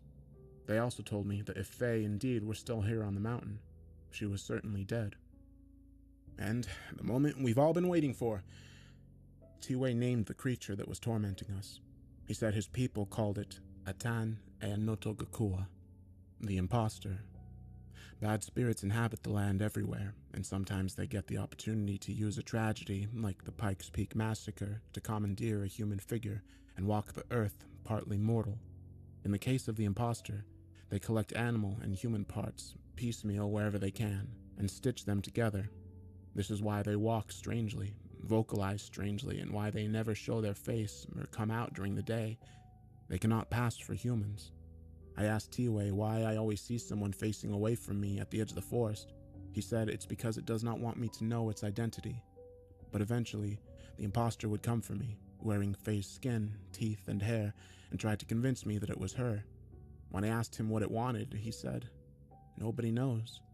He also told me that there is power in names, as many Redditors have stated, and that I should not speak its name, especially not to it, because that could provoke it. Of the voices I was hearing in the forest every night, T-Way said, "They practice what they hear for decades. It makes it easier for them to hunt." The freaky shit. T-Way and Nathan and the ranger left at sunset, and I spent the rest of the evening thinking about all of this, and I think I figured a lot of things out. Around 9 p.m., something disturbing happened. I used the satellite phone the ranger gave me to call Faye. She actually answered, and was just lying in bed reading. We had a great conversation. I told her I missed her so much, and that I was up here trying to solve what was happening. I told her I wanted to have a family with her, and had actually gone a whole night without sleepwalking or terrifying Jason and Richard. After about 15 minutes of talking, I started hearing sounds outside. I heard footsteps crunching in the dry snow, and I heard a voice. My voice. It said things like, "Flight. Insomnia. Miss you. See you soon." The thing had been standing near the window, mimicking my conversation with Faye. I told Faye I'd call her back later and hung up the phone, then went silent. The thing walked around the cabin slowly, trying to figure out if I had moved, and kept mumbling and repeating a few phrases as it went. Finally, it came and knocked on the door. Its knock was gentle, just like last night. I was a bit less scared because of all the blessings T-Way had put on the cabin, but I still held onto the gun just in case any shit went down. He spoke to me in my own voice, and the first thing he said was, "The hole will fill with snow and blood." So yeah, that amped up my fear quite a bit. Every hair on the back of my neck bristled. Do you know the feeling of being so scared that your vision turns hyper-real? Everything looks like a realistic video game, so everything looks slightly off. Then it knocked again and said, "Hello? May I come in?" I simply said, "No, leave." Then it knocked for another 30 seconds or so and said, "What is your name? Hello?" I lied and said, "My name is David. Now leave. You can't come in." The thing started knocking harder, a lot harder, non-stop, and said, "What is your name? What is your name? What is your name? What is your name? What is your name?" It was terrifying to hear my voice coming from the other side of the door and to hear rage building in that voice. I said again, "My name is Daniel." But the thing just kept yammering and asking the same question. It would occasionally say things like, Ticket, rental car. You go up in the trees. The hole, down in the hole. What is your name? May I know your name?" Then I had an idea. I'm really good with fake accents, and when I was a child, my first language was German. Dad immigrated to Boston and met my mom. I started speaking in a thick accent, talking about my day, and then started shouting in German. I recited a poem I know by Hermann Hesse, De Fron von Vervenetragen. My visitor went silent and stopped knocking. I could tell it was just listening, so I started shouting in a British accent. reciting lines from V for Vendetta, my favorite film of all time. I shouted thank you in every single language I know. I once committed to learning it in 100 languages and stopped like around 20. My unwanted guest just sort of stammered a little bit, trying to mimic me, but failed to do so. I was no longer speaking in any recognizable pattern or tone. Eventually, it just started growling the sounds Faye and I heard in the forest when we first stayed at the cabin. Whoa, my, And started scratching and pounding on the door. I grabbed the sage bundle and torched it with my lighter, then waved it around the door frame. I don't know if the thing outside could smell it, but it walked off the porch, all pissed off, growling, and went off into the night.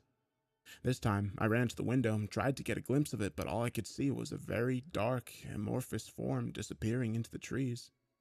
I think I've figured a lot of stuff out. I think this entity is mimicking me because it's going to try to convince Faye that it is me. It is rehearsing my voice and then whispering to Faye while she sleeps, talking to her in her dreams, trying to get her to let it inside our house. I think it wants to convince her that I am the imposter, not it. I think I also figured out why the voices go crazy at night and why they're getting closer to my home. These fuckers aren't trying to scare me, they're trying to deprive me of sleep. If I'm psychologically and emotionally drained, I'm weaker. If I'm delirious, I'll make a mistake. Their or his attempts to get to me will be easier. I'm still trying to figure out how controlling Faye like a puppet in her sleep plays into all of this. I know what I saw. There was a man standing outside of our house, walking the exact same creepy way Faye was sleepwalking, at the exact same time. I'm also considering the possibility that I already made a terrible mistake, and that the imposter has already won. When I went outside on the first night at the cabin with Faye, trying to see where the voices were coming from, I left the door unlocked. One of the Redditors said that was the moment that Faye was replaced by something else. I just don't know what to think. But for now, I'm going the fuck to sleep. Update, 4:30. Well, I found the ring. Update, 5:2. I'm out of the cabin and safe. Do not go to Pikes Peak looking to be a hero, looking to find the mines, or looking for me. You will die. Avalanches, radon gas, mine collapses, etc. Do not be a fool. The morning after I spoke with my fiancée Faye on the satellite phone, and then was visited by the thing that mimics our voices, I got a call from Richard and Jason. Richard stays up very late and sleeps in the morning, kind of like what I'm doing. He does this for two reasons: to work on his art commissions, and to make sure Faye doesn't stab everyone to death and burn down the house in her sleep. The guys report that she is behaving quite normally and feeling good, being productive during the day. But then at night, she is unpredictable and weird. I feel like her soul is being cleaved in half. The two distant sets of behavior are drifting further from each other every day. Around 1 a.m. that night, Richard heard the voice of a young child, mumbling incoherently. He's up to speed on all of the unusual experiences that have plagued my fiancée and me, so he immediately got up to investigate. He looked out the kitchen window, which faces the same part of the forest where I saw the man mimicking Faye's sleepwalking movements. Richard didn't find anything, so he walked in a circle around the house and realized that the sound was coming from our bedroom window. He went inside and woke Jason up, and they stood outside the bedroom door listening. They claimed they heard the distinct sound of a child whispering and softly singing, and I bet you can guess which song. Both of these dudes are super ripped climbing enthusiasts, and they said that they've never been so creeped out in their entire lives.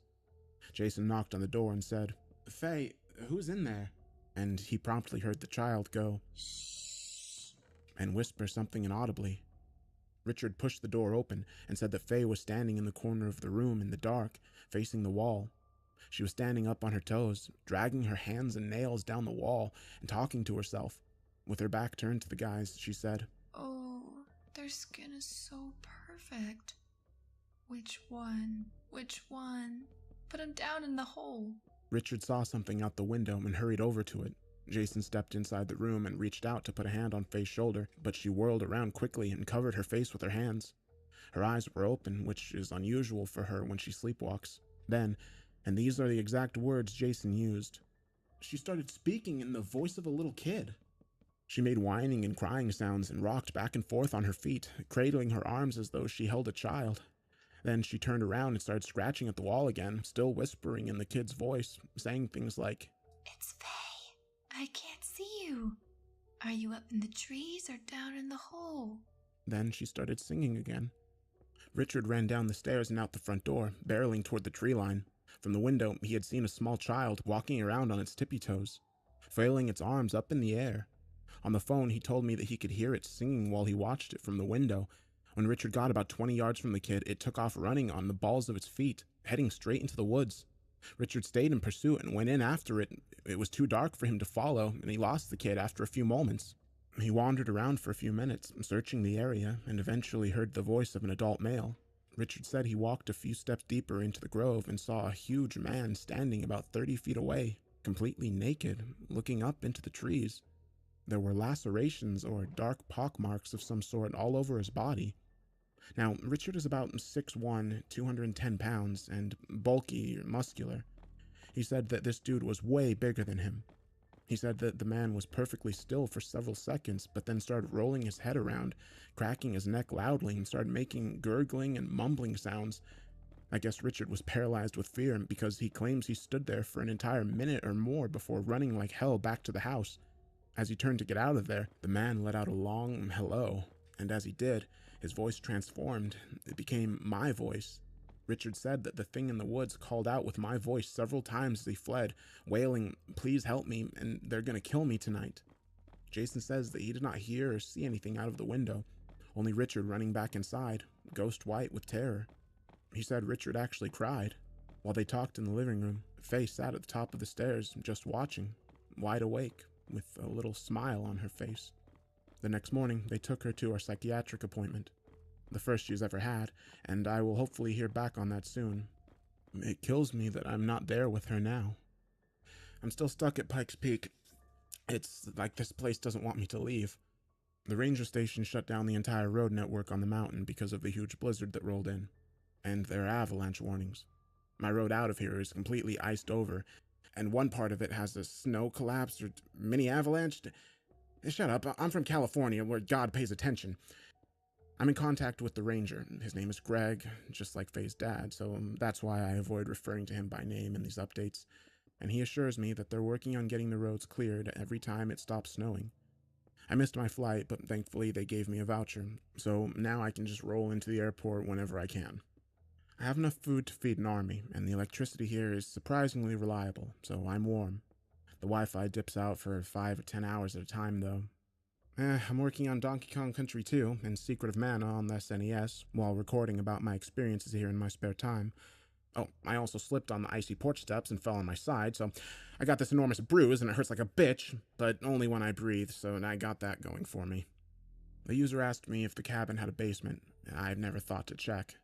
Outside, under the snowpack and halfway covered with old chipped wood, I found a little locked door. The key was in the kitchen cupboard, and it turns out there is a decent-sized cellar under the house. Downside, I found a ton of creepy shit. There's a bundle of long black hair, several dozen jars of some rotten, mutant-looking shit, and tons of old books from the 60s and 70s, and a lot of porno magazines. There's also a lot of sticks and yarn, all of the material necessary to make a dream catcher like the one hanging at the tree line behind the cabin. I didn't touch anything. I just noped straight out of there. I've been thinking about something one of the users said to me the other day, which was, "Have you considered that it is not a dream catcher at all?" And he's right. I'm not an expert on Native American symbology or artifacts. It just kind of looks like a dream catcher to me, so I've been calling it one all this time. T-Way, the Pueblo friend of the ranger, didn't call it that. He just said to leave it alone. I'm wondering if that thing attracts the imposter instead of keeping it away. It could mark the house. I kind of want to move it for one night to see what happens. After all, T-Way blessed the entire cabin, so I feel quite safe, and I have the .357 Magnum in case the leaves don't protect me. It's about 9:30 a.m., and there was a knock on the door. I grabbed the gun, suspecting another encounter with the imposter. It's slightly snowing and gloomy, so I figured the sun was blocked enough that the creature would be willing to come out of the woods. But then I heard familiar voices, talking cheerfully. I looked out the window, and to my surprise, it was T-Way and his son Nathan. These badass motherfuckers just hiked up from the ranger station in the snow to check on me. I let them in, and they made me tea. I cannot tell you how happy I was to see them. T-Way brought me his own dream catcher. It was one that he made specifically for me, and he told me that I should hang it beside the creepy one. It's very colorful and ornate. I could tell he spent a lot of time on it. It's even got 2 beautiful hawk feathers dangling off of it, which Nathan says represents freedom and unboundedness. He reiterated the importance of finding the engagement ring Faye had lost, and blessed the house again. I tried to get them to stay longer, but they had to get down the mountain before the storm picked up. They told me I should come with them. We all knew I wouldn't. If I left with them, I'd be leaving Greg's truck, and I'd never have found what I came back for. I said goodbye, and T-Way hugged me. I wish that guy was my grandpa. I took a nap after they left. I figured out how to sleep without being interrupted by the goddamn voices in the forest. From 6 a.m. to 3 p.m., it's pretty quiet outside, so I nap on and off. But something really bad happened this time. I woke up opening the bathroom window. I've never sleepwalked before in my entire life. Faye's been sleeping next to me for 5 years, and she says I don't move, I don't speak, I don't snore, I don't steal the sheets. I'm the most polite bed buddy on earth. But when I came to, I was standing next to the toilet, both hands prying the frozen window open. It was about 2 inches up, and the freezing cold wind on my fingers is what woke me up. I slammed it shut and checked all the windows, ensuring that they were locked and sealed tight. Then I went back to bed. I dragged one of the living room chairs into the bedroom with me and propped it up against the door so that I'd knock it over if I got up again. This did not work. Around 1 a.m., I woke up standing at the front door. I found myself pulling it open. The loud groans it issued were what snapped me out of my stupor. I slammed the door shut and looked out the window next to it, praying nothing was out there waiting for me at the tree line. I saw nothing. Then I remembered I'd had a dream. Images of a huge hole carved into the mountain surfaced in my mind. Snow and branches were caked all around the mouth of the entrance, and an impossible yawning blackness emanated from within. In my dream, I just kind of stood there, gazing into the vacant face of the deep, listening to Faye's weakened cries. I sat down on the couch and just sort of cried for about an hour. I thought about what our lives had become, and how bad I missed her. I thought about all of the dreams we had of our future, the things that can never be if I don't figure out how to save her. I thought about all the promises I'll never keep if I die up here. I decided that it would be best to hang the dream catcher sooner rather than later, because the clouds broke for a while and it was fantastically bright outside. I got geared up and trudged across the snow with T-Way's gift and hung it on a branch about 3 feet away from the evil-looking one. And that's when I saw it, Faye's engagement ring. It was dangling there right in front of me, as if to tease me. Someone had woven it into the strings of the dream catcher. I stood there for a long time, right between the 2 objects. I couldn't figure out if some benevolent force was giving me a break or if I was being taunted by whatever beings have haunted my footsteps ever since I arrived on the mountain. Retrieving the ring would require me to not only touch, but destroy the creepy dream catcher. I had the thought to go and ask you guys what I should do, but I feared that if I left even for 1 second, the ring would be gone when I got back. So I tried to solve the riddle by myself. I wish I'd brought the satellite phone out there with me. After a few minutes of standing there, I reasoned that T-Way's dreamcatcher would probably do just as well in protecting me, if in fact that was the function of the original one. I also figured that if it were cursed or something, touching it couldn't actually be worse than leaving the ring there and allowing Faye to be completely consumed by her madness.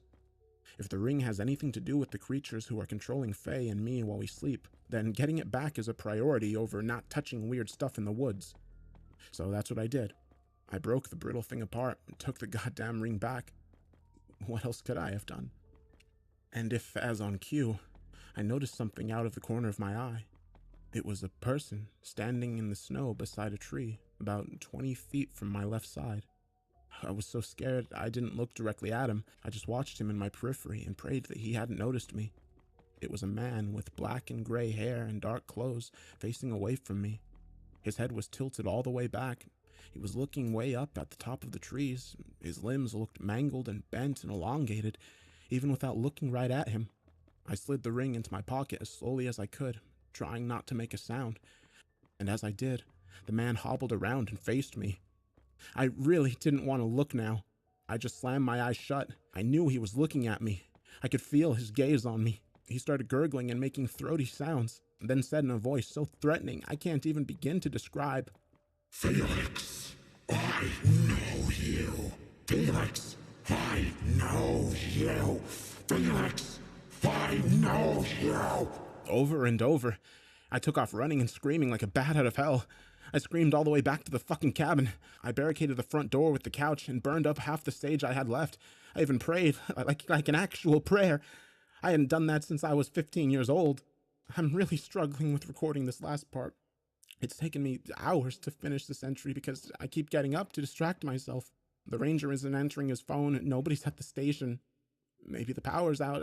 I don't know what I did by breaking that dream catcher, and I don't know what tonight is going to be like, but Faye, if you ever hear this, and if something happens to me, don't forget your tenderness, your softened skin. All I needed. Your love is my tourniquet. I have to say this even though I desperately want it to not be true. The man I saw was T-Way.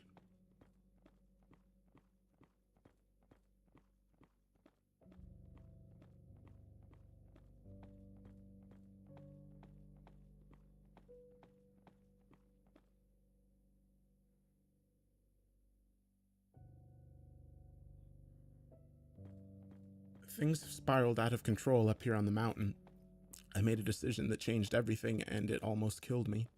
Only time will tell if it was the right choice to make, but for now, I'm just piecing everything together in my mind and trying to convince myself that I'm one step closer to solving all of this. I destroyed the strange dream catcher that had been dangling on a tree branch behind the cabin since Faye and I first came to this place. Nobody knows who made it, what its purpose is, or why it was on the side of the tree facing into the woods, rather than the side facing the house. I found all of the supplies to make another one just like it, locked behind a cellar door that someone tried to hide years ago. But when I broke the dream catcher, I learned everything I needed to know. T-Way is dead. A lot of people have said otherwise, but I'm certain of this. I saw his likeness stretched over the gruesome form of the thing that stalks these woods.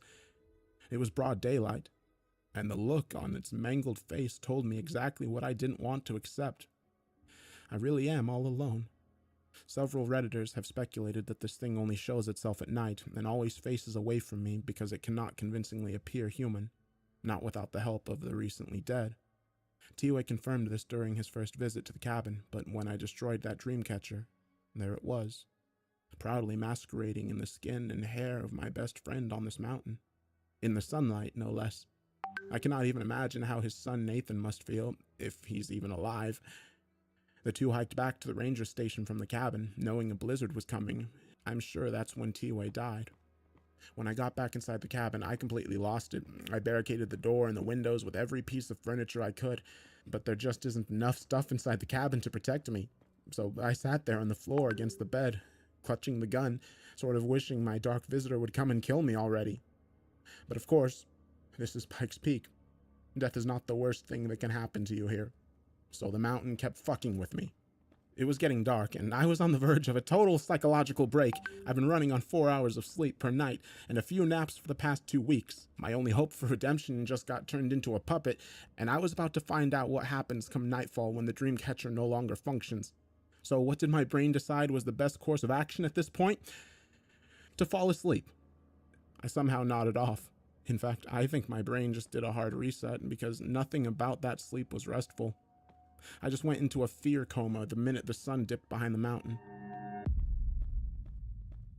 And then I woke up. I was in bed with the sheets pulled up over me. The lights were off, all of them, and my hands were empty, when before they held Greg's .357 Magnum. When I opened my eyes, I supposed it was possible that I'd climbed into bed myself. After all, I'd caught myself sleepwalking twice the day before, but it took me a solid minute before I realized there was a fucking arm wrapped around my chest. I did not have the reaction you'd expect. Most people would fly out of bed screaming bloody murder, but the first thought I had was, where am I? My parents divorced when I was 3, so as a kid I'd spend a few nights a week at my dad's house and a few nights at my mom's. Sometimes I'd wake up in the dark and not be sure which bedroom I was in. It always took me a second to remember where I was. This is the thought that crossed my delirious mind. Maybe I was back at home in California. Maybe I was at Faye's parents' house in Arvada.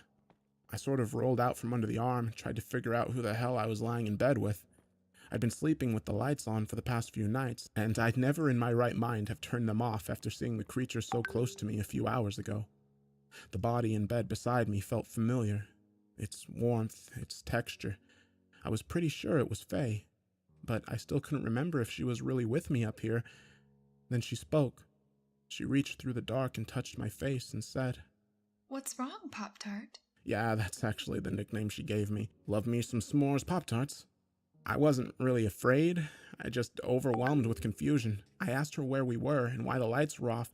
She just squeezed my shoulder and said, "Honey, we're in Pikes Peak. There's a storm. The power's gone out. It's done this before. What's wrong with you?" I got up out of bed. A feeling of dread was falling over me, heavier and heavier the more awake I became. As soon as the sheets were off of me, I felt a blistering cold, colder than it's ever been in the cabin. The heat must have been off for hours. Only a bit of pale moonlight filtered in through the windows, and it was barely enough to outline the objects in the room. I stumbled around looking for the flashlight, totally unable to remember where it was, and said, "Why the fuck is it so cold? Did you screw with the heat?" Faye tried to get me to come back to bed. She told me that it went off and came back on earlier, that it would probably be back on soon. Everything about her felt wrong. Her voice was perfectly clear.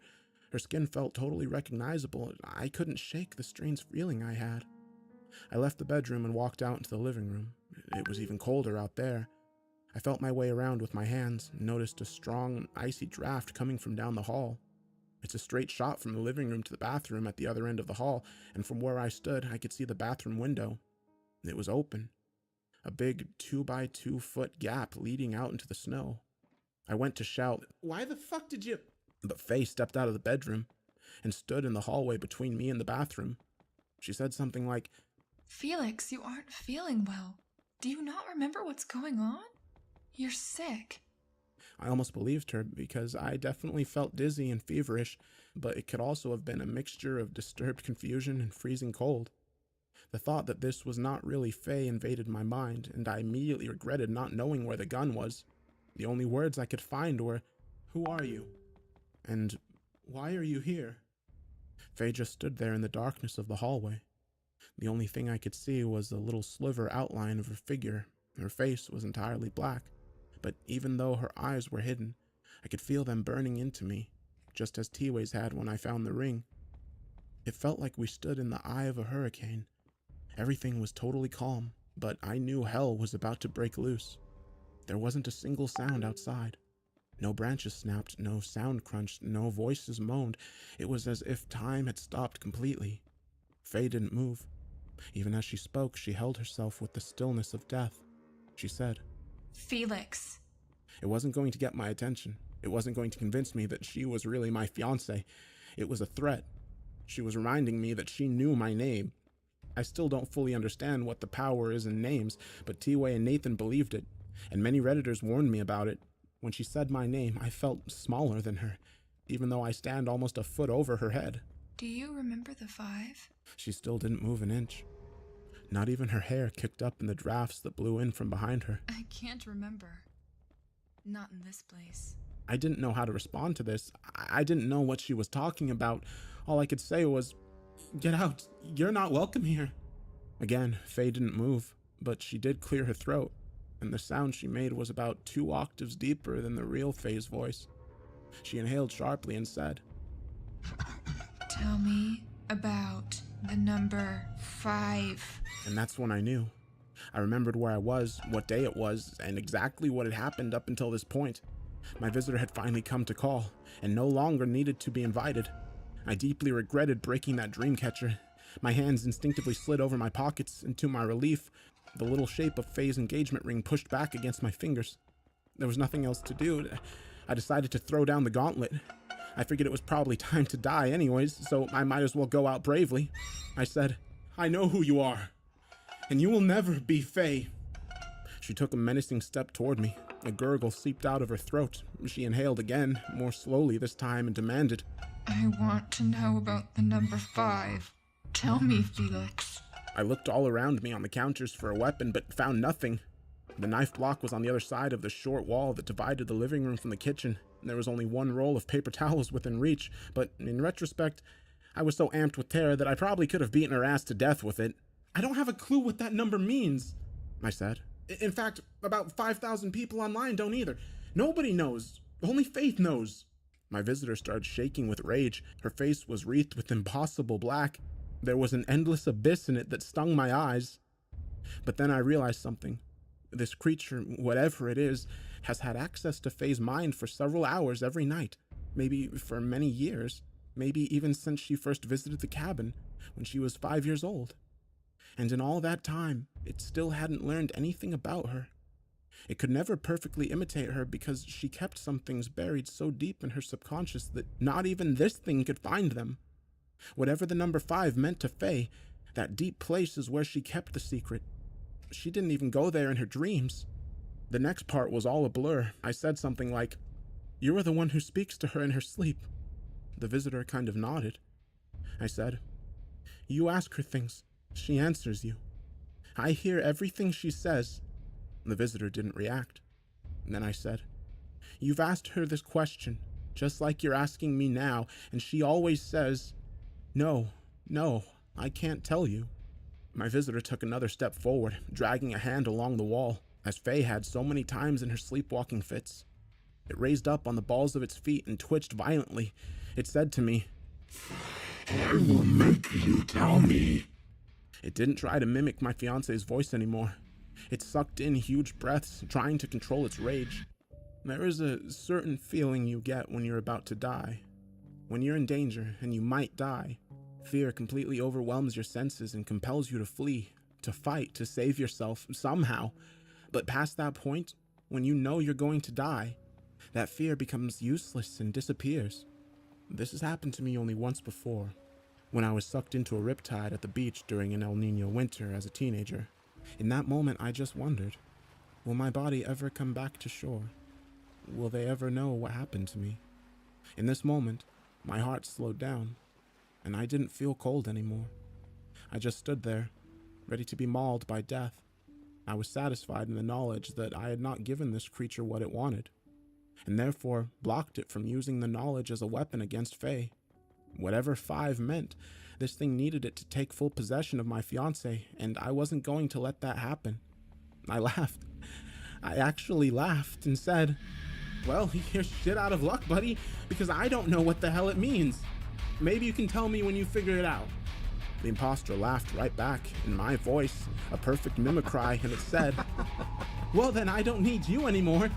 It lunged at me. I've dodged a rabid German shepherd like I was a ninja, but this thing was so fast and so strong that it knocked the wind clean out of me. I toppled backwards and crash landed on my shoulder on the tiles near the front door. It unleashed a barrage of blows on my face and neck. It raked my sweatshirt with razor blade-like claws. I tried my best to defend myself, but it was so dark in the house that I couldn't see almost anything. I managed to flail my way free of its grasp for just a second. I pulled myself up to my feet by grabbing the counter, and in doing so, my hand brushed against the little bundle of sage I'd been burning. The imposter was on me like lightning, grabbing me by the back of my neck and pulling me with the strength of a 250-pound man. I very ingloriously wheeled around and smashed the sage bundle into the creature's face, burnt end first, and wrapped my other arm around its head. Faye's familiar locks tangled in my fingers. I pulled its head forward and jammed the brittle sage into its eyes as hard as I could, screaming like a banshee. It shrieked and growled in some inhuman language and tried to push me away, but I held on as hard as I could and kept driving my fingers into its eyes, crushing the twigs into them. The memory of Nathan and T-Way's chant surfaced in my mind, and I shouted the only part I could pronounce. "Teneke Aden! Teneke Aden! Teneke Aden!" My hand slipped over its face, and the mockery of Faye's appearance fell away. I couldn't see it in the dark, but the face no longer resembled my fiance's. The mouth was much too big for a human's, and the wet lips draped across the maw of 100 fangs. And that was it. The bastard had had enough. It screamed and growled and took off on all fours, its limbs elongated as it moved farther from me, its shape becoming recognizably inhuman even in the pale light. It barreled up the bathroom wall and out of the window, and in moments, it was completely gone. I definitely am not afraid to cry. I do it at funerals, at weddings, during the Hunchback of Notre Dame, but I'm a little embarrassed to admit how long and hard I cried after that creature left the cabin. I'd never felt so utterly, miserably alone in my entire life. I only stopped when the power came back on. It was probably 20 minutes later. The heater kicked on instantly, and I ran over to shut and lock the bathroom window. My satellite phone was gone. The gun was gone. Probably outside in the snow, or up in a tree, or down in the hole. I peeked out the kitchen window and saw something lying on the porch, right near the front door. When I cracked the door open just for a second, I saw that it was T-Way's dream catcher. It had been destroyed and placed in front of the cabin, mocking me, or reminding me that I was unprotected. I checked the timer on the little bakery clock in the kitchen, and it read 12:15 a.m. I was going to have to spend another night in this godforsaken cabin, but I vowed myself that at daybreak, no matter the conditions, I would take Greg's truck and get down the mountain, or die trying. I didn't care if I slid off the cliff face. I'd never watch the sun go down in Colorado ever again. For a while, I actually considered leaving right then, in the middle of the night. Many Redditors have reprimanded me for not doing this before, but I assure you, even in this situation, driving in the dark on that icy little road next to the 400-foot cliff is a complete nope situation. But the mountain had other plans for me. At one point, I risked sneaking outside to determine how deep the truck was buried, but as I approached, I saw that the snow had been dug out around the front tires, and they'd been slashed to ribbons. All I could do was let out a grim laugh and trudge back inside. At least it was warm in there now. At around 1 a.m., the voices started up. They arose from far off in the woods, several of them at once, groaning and screaming dark elegies to the night. It was all the same evil gibberish I'd heard 1,000 times before, but they slowly made their way into the open field, and eventually to just outside the cabin. I lit the remaining pieces of sage and did a once-over on all the windows that weren't barricaded with furniture. I also donned the medicine pouches and amulet that T-Way and Nathan had given to me, hoping that they'd be similarly effective in protecting me. Then I remembered T-Way's useless dream catcher and imagined my crumpled corpse lying in the snow beside it. Outside the front door, I distinctly heard my own voice calling. Faye? Faye, it's me. Felix, let me in. Let me in. And from near the bathroom window, my voice again, saying, Hey, sweetie. I miss you so much. It repeated a few other things I've said on the phone in conversation with her, and even a few things I said to her while she was sleepwalking back at our home in California. There were footsteps on the roof, 2, maybe 3 pairs of little feet stomping all over the ceiling, voices of crying children paired with them. I stood there in the kitchen, clutching a knife and the herbs, waiting for the end.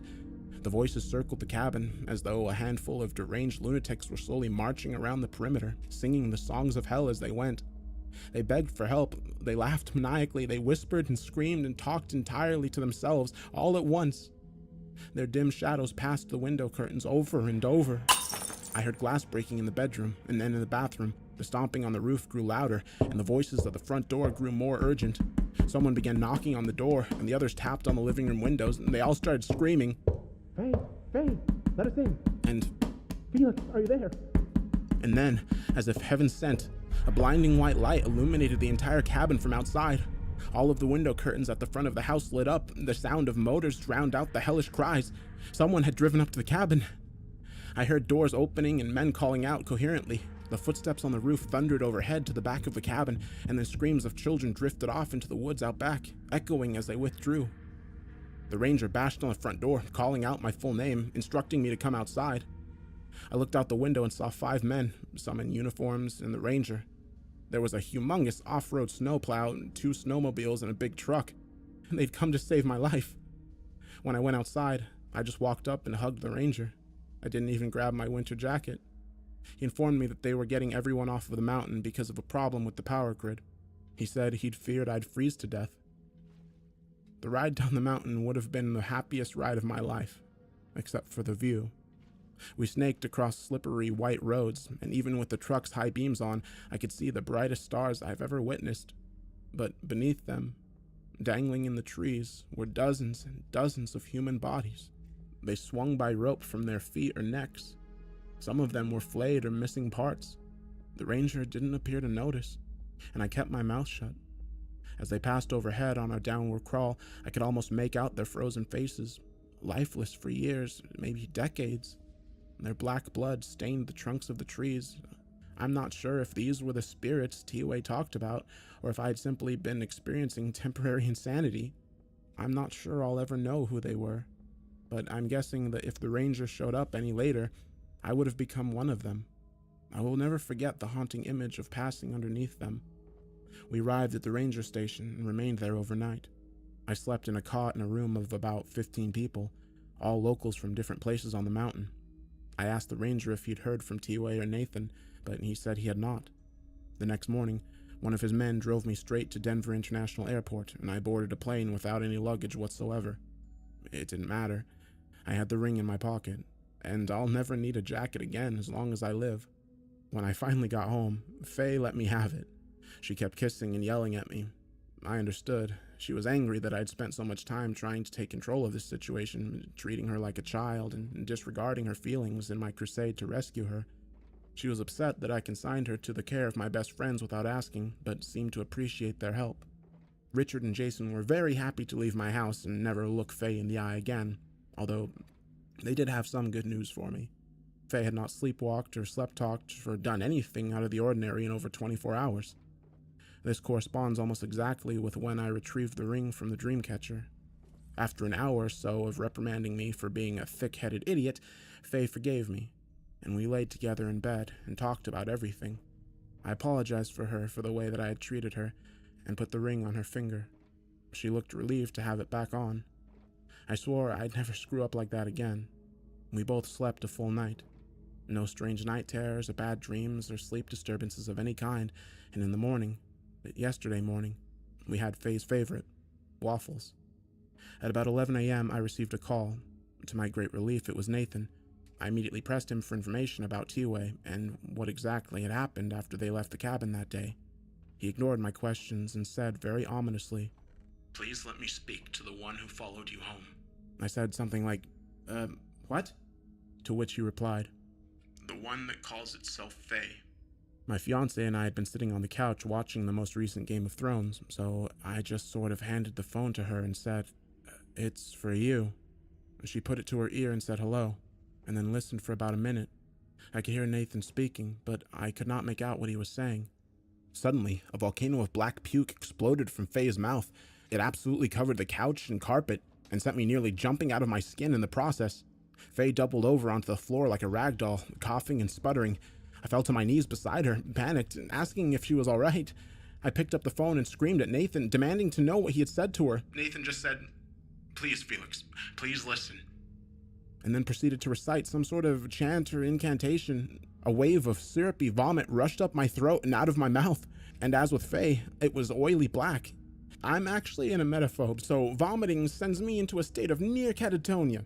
But Faye made a quick recovery and was right there to nurse me back to my senses. Nathan spoke to me a bit more and explained what he had done. I'll get to that in a bit. Faye and I spent the rest of the day feeling queasy and eventually went to urgent care across the road to get checked out. They gave us blood tests and checked our vitals and sent us home, telling us that we'd suffered minor food poisoning. But I know deep down it wasn't the damn waffles. Thankfully, for the past several hours, we've been feeling much better. I mentioned a while back that T-Way and Nathan had a disagreement over who the real Faye was, and whether it was even possible for a duplicate of my fiancée to exist. When they hiked back down the mountain from the cabin a few days ago, they had to go up into the forest to avoid a snow collapse all over the road. Out there in the woods, they heard the crying of a woman, and followed it to an abandoned mine.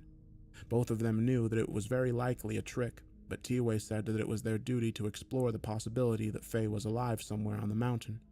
The blizzard came on earlier than expected, and they stood at the mouth of the mine, listening to the begging of the young woman somewhere off in the dark, but concluded that its voice was too unusual to be humans. T-Way and Nathan decided to bless the entrance of the mine, which could ward off its dark inhabitants, but their chanting enraged whatever lived in it. It came out of the tunnels and snatched T-Way. He screamed all the way down into the dark. Nathan could not follow. He ran away, terrified, but got lost in the blizzard. He wandered for an hour, fearing death, and eventually came upon a skinny body swinging from a low tree branch.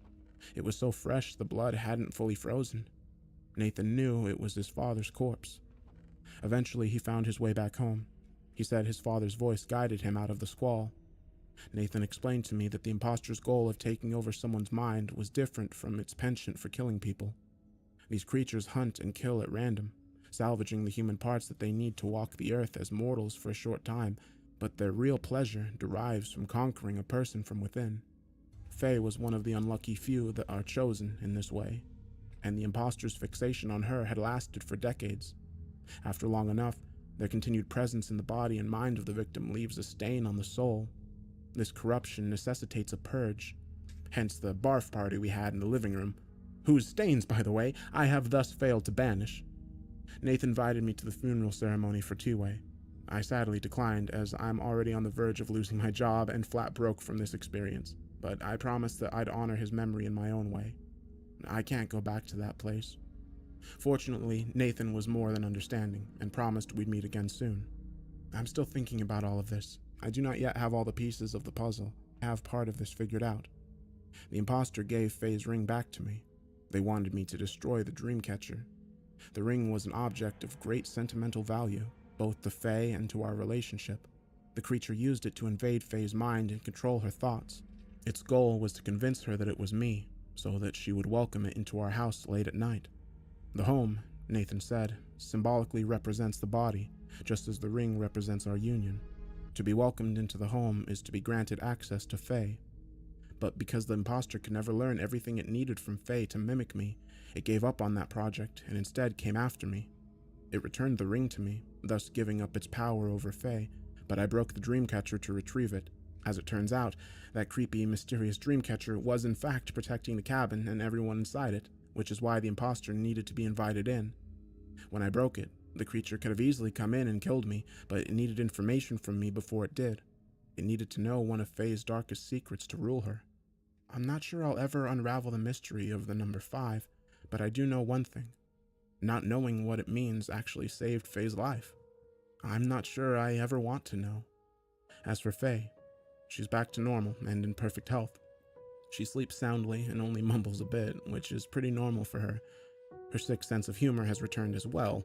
Last night, as we went to sleep, she turned the light off and said to me, "Thank you for trying so hard." Then she leaned over and licked my face.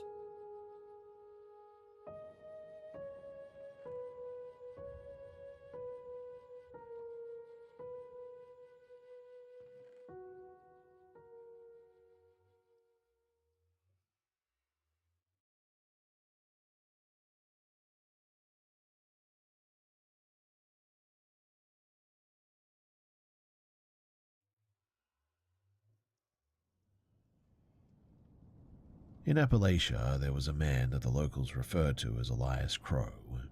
He lived alone deep in the hills, only coming down to town occasionally to sell cured furs and gather basic supplies. And on these trips he spoke very little, usually muttering incomprehensibly or grunting as he walked through the streets. Most townspeople, they just avoided him entirely, treating him as unpredictable, though the owner of the hardware store kept a neutral relationship due to the consistent quality of the furs that he sold. Red Hollow was a small mining and logging community here, quiet except for the occasional discussion of neighbors' affairs, and when Crow came into town, his presence sparked conversation all the time, and every visit renewed speculation about his solitary life. One winter evening, the hardware store owner noted that Crow hadn't appeared in town for weeks. A few of the regulars suggested that they should investigate the man's residence to see if the rumors held any weight. The following morning, a small group set out on foot, led by the store owner. Elias Crow's home was well beyond the edge of the main road, nestled into a narrow valley with steep rocky sides. The stream running through it was dark from the runoff from old mining tunnels upstream. Local children had always been warned to stay away, and older boys occasionally dared each other to approach during the height of gossip season. The holler itself was pretty rough terrain, though, and the group had to follow the stream through uneven ground to reach the shack. The shack? It was small, too, constructed of rough-hewn timber and tar paper by the looks of it. A smaller detached structure set nearby as well, nondescript at first glance. The store owner pushed open the main door, revealing a sparsely furnished interior. The fireplace still contained faintly glowing coals, which meant that somebody had been here. There was nothing overtly alarming, and most of the group honestly felt pretty disappointed. A few of them, especially those more cautious, considered the visit proof enough that Crow was mostly harmless. The youngest in the group, however, he wanted to investigate the old outbuilding. Inside, he found a more unusual arrangement. There were bones positioned deliberately in there, pointed toward a single shelf, and on the shelf, well, there were 3 human skulls, cleaned and carefully placed between 2 partially burned candles. Upon seeing this, the group instantly froze. The setup was clearly intentional, and definitely not a casual collection. At that moment, too, they heard low, guttural sounds coming from the direction of the main shack. The group debated whether to confront Crow or to retreat, and given how familiar he was with the terrain, they unanimously chose to leave immediately. They made their way back down the valley, hearing some indistinct movement behind them at points, though it was pretty unclear if Crow was actually following them or not. The group, they never did return to the Holler, and Crow himself was never seen in town again. They did report it to local authorities, who went there, but by the time that the police showed up, the entire place, it had been burned down. The incident remained part of local history here, passed down by the older residents as a warning about curiosity and isolation. Later, though, my grandfather, who grew up in Red Hollow, he recounted this story along with others from the town, and he remembered seeing Crow in town on rare occasions, handling furs at the hardware store, and hearing all of the rumors about him. While some details have faded over time, the story of the Hollow, the shack, and the subjects inside has persisted in local memory here for sure. Crow's disappearance and the shrine arrangement obviously is extremely suspicious. The authorities never found any bones or anything too, which I don't know too much about whether a fire would be hot enough to consume them or whatever, or maybe he took them with him or something. Either way, the authorities never found anything, and so the investigation, it became a bit of a dead end.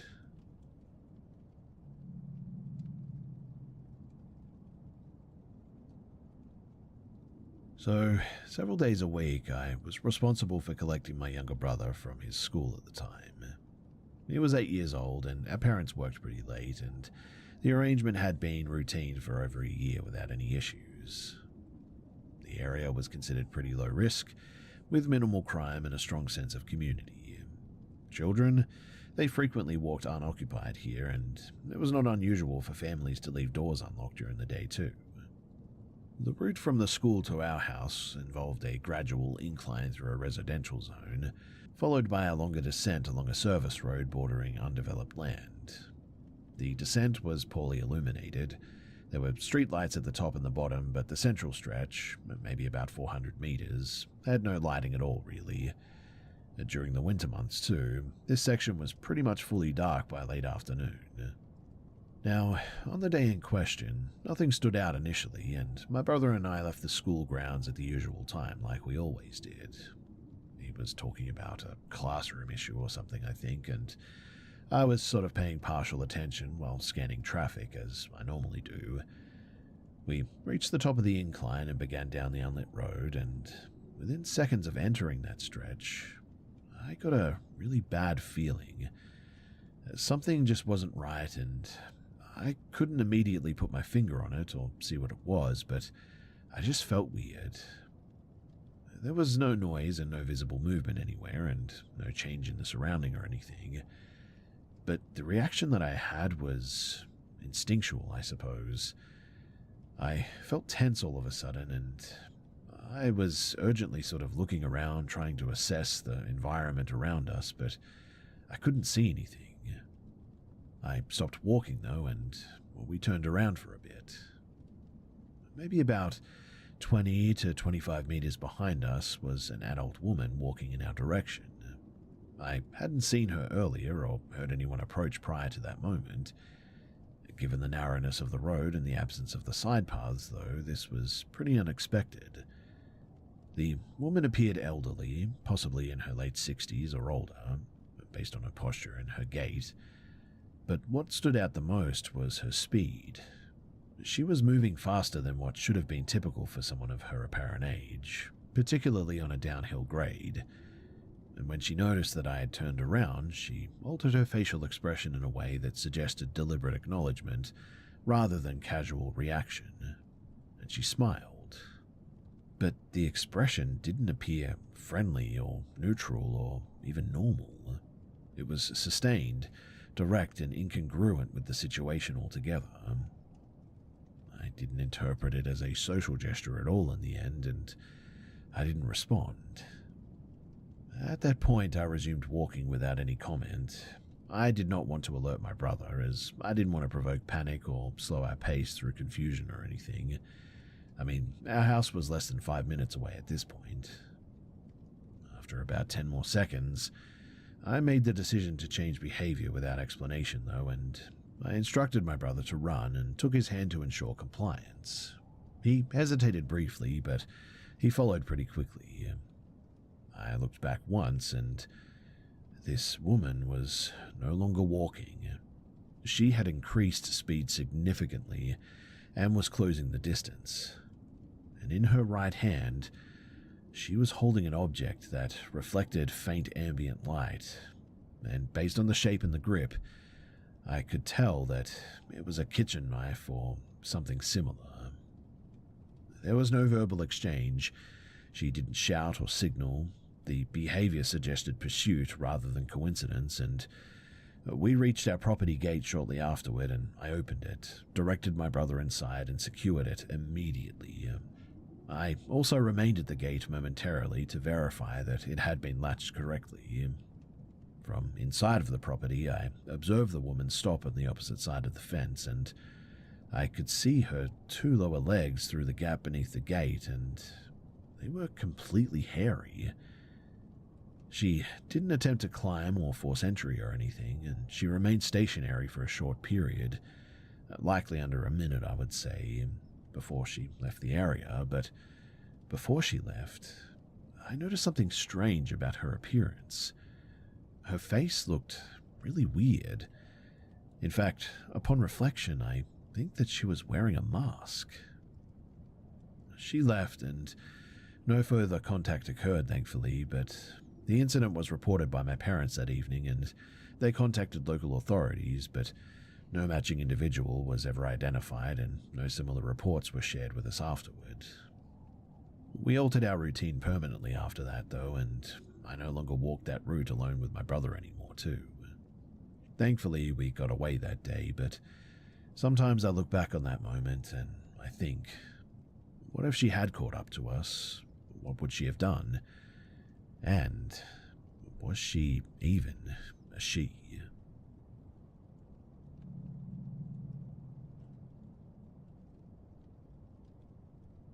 Late December of 2019, while I was staying overnight at my partner's relative's home in southern Germany, the house was pretty unfamiliar to me, and we were sleeping in a guest room that we'd only used for about 2 nights. Now, at about 3 in the morning, I became aware of movement in the room. My partner got out of bed to use the bathroom. I was not fully asleep or fully awake at that point, but I clearly observed him stand up and leave the room. The door opened and closed even, and this part is important because it anchors the experience to an external stimulus. You see, after he left, I noticed that the room felt colder than before. The window was open slightly, which I remembered agreeing to earlier despite preferring it to be closed. I considered getting up to shut it, but I hesitated because I felt physically heavy all of a sudden and sort of mentally foggy, similar to the sensation of drifting back into sleep. But at some point after that decision, I experienced what felt like standing up, moving across the room and closing the window. The sequence was coherent and continuous, and I recall stepping carefully, touching the frame and returning to the bed. There were no visual distortions that suggested dreaming. Everything appeared consistent with the room layout.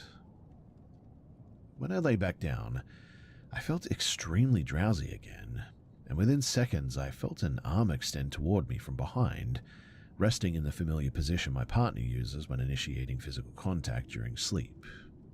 This is a habitual gesture between us, which is why I reacted automatically by reaching back. While touching the arm, I became aware of a contradiction, though. You see, my partner should still have been in the bathroom, and that realization triggered an immediate stress response. I sat upright quickly and pulled the arm toward me to identify its source. At that moment, I saw that the arm was disconnected from any body. There was no resistance consistent with a person lying next to me, and without consciously deciding to speak, I said a name associated with a deceased relative, followed immediately by a second unfamiliar name that I'd never used before, and also have not been able to recall since. There was no emotional attachment to the names. They surfaced reflexively. Immediately afterward, I felt a physical sensation consistent with being pushed backward onto the mattress. The motion was abrupt and resulted in a brief loss of awareness, too. When consciousness returned, I was laying on my back, breathing rapidly. The first thing that I did was I looked toward the window, and it was still open. This directly contradicted my memory of getting up and closing it, obviously. Seconds later, I heard the bathroom door open, and my partner returning to the room. The timeline indicated that he had never left the bathroom during that experience. Now, physiologically, I experienced fear symptoms. I was sweating, I had a lingering sense of panic, all that. These subsided gradually over the next several minutes, but I was able to move freely and speak normally after waking. In the following hours, I replayed the sequence repeatedly in my head, primarily because the event began with a verified external trigger and transitioned seamlessly into what I can only say is a false sequence of actions. But the realism of the sensations made it difficult to classify it as just a typical dream. I guess the key factor is that the experience ended when full consciousness resumed and no elements of it persisted beyond that moment. I didn't experience anything afterwards too, no reoccurring episodes and no external evidence to it either. And while I'm not completely sure what happened there, I know that I saw my partner get up and go to the bathroom, and I'm pretty sure that I went to that window and closed it. In fact, when I woke up, I was in the position that I had been in when I was pushed at the last second in that dream state, or whatever it was. Understanding that makes me think that the whole thing wasn't a dream and that something very weird happened that night.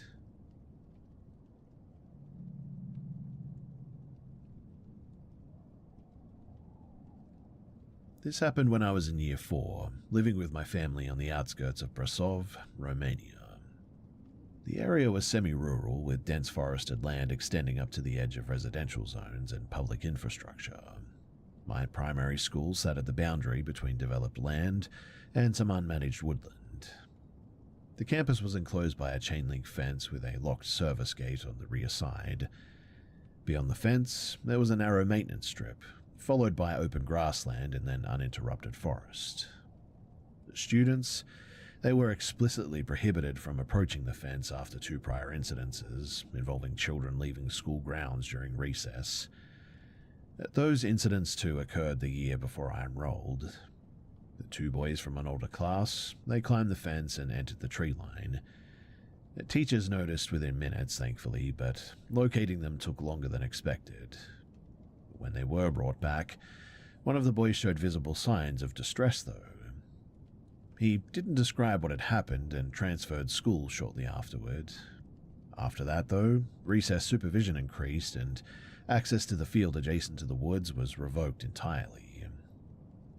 Despite the restrictions, though, the wooded area remained within sight and hearing distance of the schoolyard. On certain days, ambient noise would drop suddenly as well, and during these intervals, sounds carried unusually well. Students and staff occasionally reported hearing low mechanical noises resembling engines, despite no nearby industrial sites. Other times, the sounds resembled footsteps moving through the undergrowth. No animals were ever observed at those moments, though, and no maintenance activity was scheduled during those school hours. Because both of my parents worked late, I attended the after-school supervision program several days a week there. Staffing during those hours was pretty minimal, to be honest, typically overseen by university students training as educators, really. When weather allowed, we were taken to the older sports court on the opposite side of the campus, farther from the tree line. I never participated in group games, and usually I just remained seated near the edge of the court. But on one occasion in the early autumn, while facing the wooded boundary, I experienced what I can only describe as a brief episode of tinnitus, accompanied by just a sensation of pressure or something.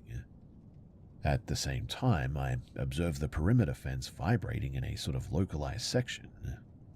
There was no wind that day, and nobody was near the fence. When I turned away, the vibration ceased. But moments later, the supervisor called everyone inside due to a head count discrepancy, and a separate incident occurred later that term during an extended recess period. Staffing was reduced to a single teacher, and one student, a girl from my class, was unaccounted for during a routine roll call. The class searched all standard areas, bathrooms, classrooms, the gym.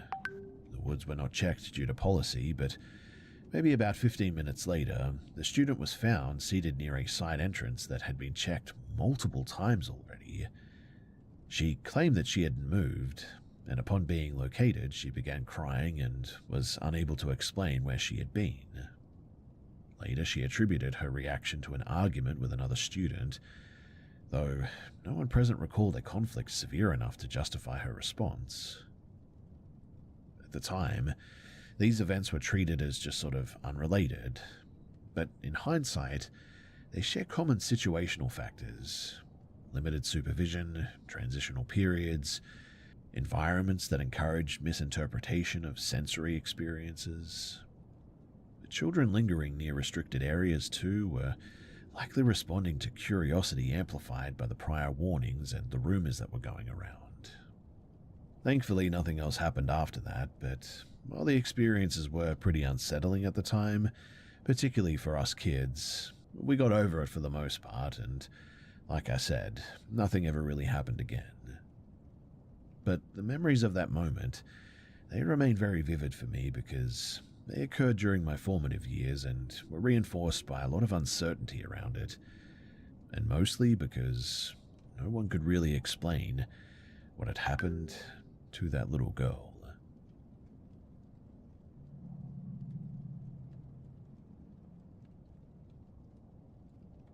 For some context, I have extensive experience in outdoor environments. I grew up in a very rural area, spent most of my childhood in forests and on rivers, and later worked seasonal jobs that involved overnight stays in undeveloped land. I'm pretty familiar with wildlife behavior, low light perception issues, and how stress alters interpretation as well. I'm also not prone to fear responses from unfamiliar sounds or movement. So, in October of 2014, my partner and I rented a short-term cabin at a public campground in southern Poland, close to a managed forest zone. The site was not remote. There was road access, mobile reception, and other campers as well, though occupancy was low due to the season, obviously. Our cabin was the last in a small row and bordered directly against a tree line used for forestry access. The first evening was pretty uneventful too. We cooked outdoors that day, noted some activity from rodents, distant dogs, wind through the trees, and went inside at about 10:30. The cabin had a small covered entryway though with a single exterior light, and after going inside, I stepped back out to take a phone call. While pacing the length of the entryway, I reached the side closet to the forest boundary and sort of stopped abruptly. The reason was not the sound or movement, but it was the contrast. At the edge of the light spill, roughly 2 meters from the porch, I registered a shape that didn't align with the surrounding vegetation or the terrain. The object, whatever it was low to the ground, upright and stationary. Based on perspective and reference points, it must have been under 1 meter in height, and it didn't reflect the light like fur or leaves and appeared sort of uniformly dull in tone. I couldn't identify limbs, facial features, or clothing at first. It didn't advance, retreat, or shift position. In fact, it was like perfectly still. Obviously, I didn't approach it, and I stepped backward into the cabin while maintaining visual contact. During this moment, my phone call disconnected, and my partner immediately noticed the change in my behavior and asked what was wrong. I didn't provide a detailed explanation at that moment. We just secured the door and we remained inside. Now, about 20 minutes later, I returned to the porch with a stronger light source. The area where the object had been was now empty. There were no visible tracks, disturbances, or sounds, and we didn't hear movement during the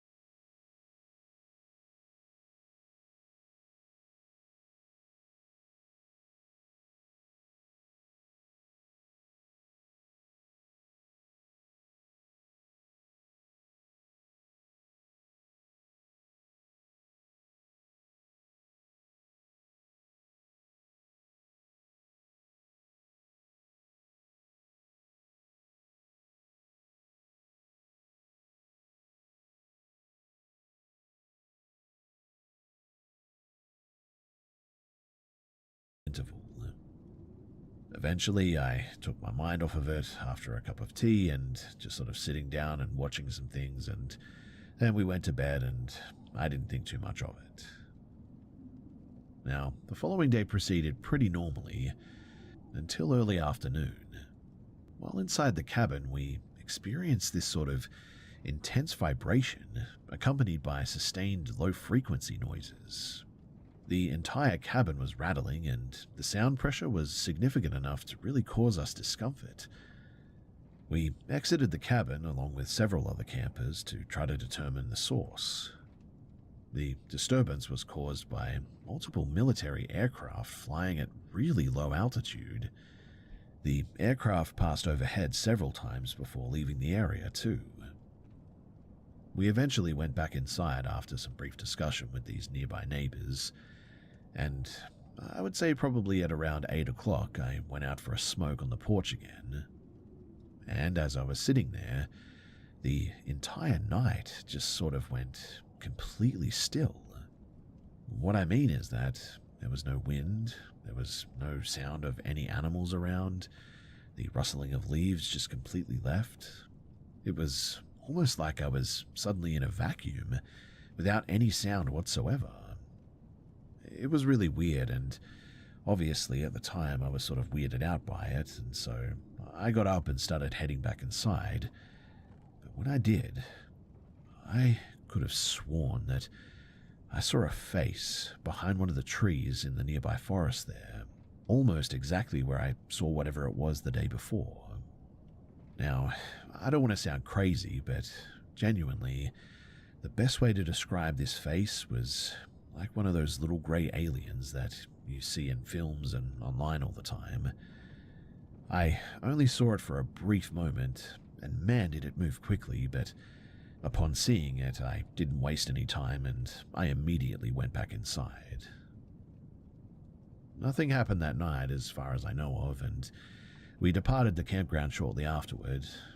My partner didn't want to, but I was way too scared at this point to stick around, and so we ended up leaving in the end. I really have no idea what that was, and it was a brief encounter, so I really can't be sure as to what I actually saw that day. And so I try not to interpret it as like aliens or anything, but still, for as long as I live, I will never, ever forget that face behind that tree that night.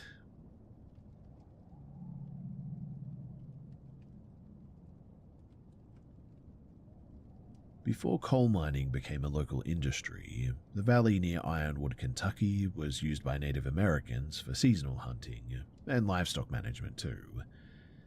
By the time that my family settled there in the early 1900s, only traces remained, mostly arrowheads, pottery fragments, and a few worn paths through the woods too. My grandfather often explored the surrounding forest and hills during hunting trips. He was used to finding artifacts too, but he also had a habit of investigating unusual terrain, including small rock outcrops, nature shelters, and cave entrances too.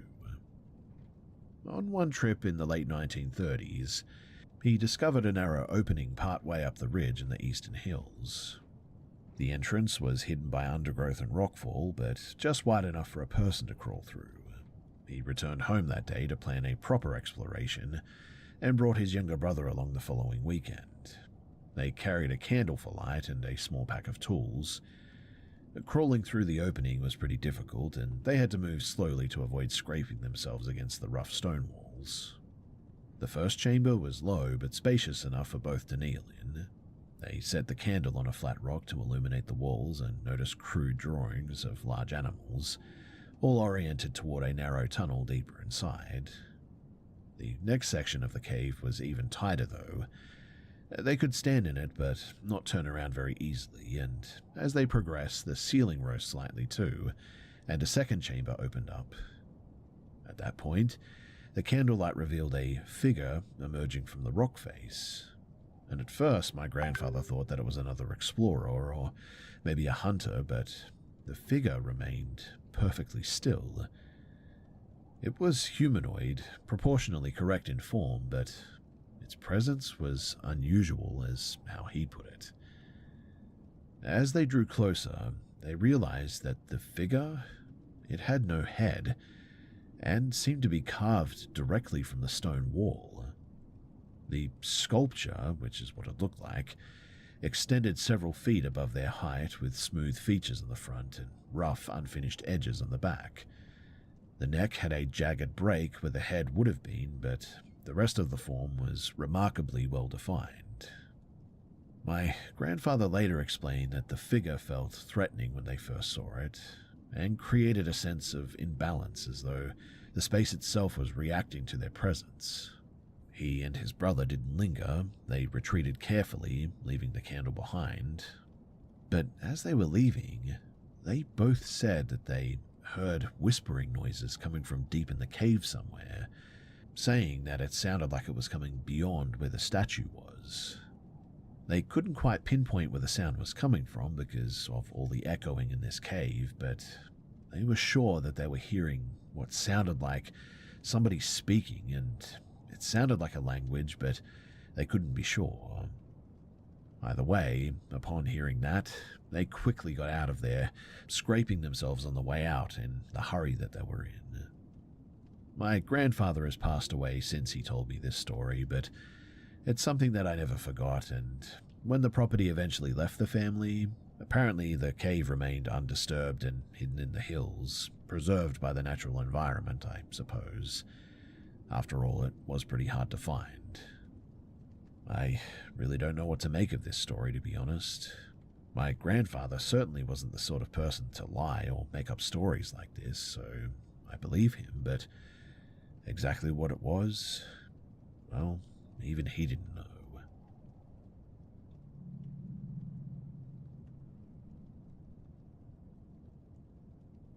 So I keep a field log for solo rides and hikes, mostly to track routes, weather, and changes in the terrain here. This entry was from early January of 2024, during a winter survey ride. The area that I was in sits between farmland and a motorway corridor, with long abandoned logging tracks and unmanaged woodland. Conditions that day were pretty unusually cold for the region.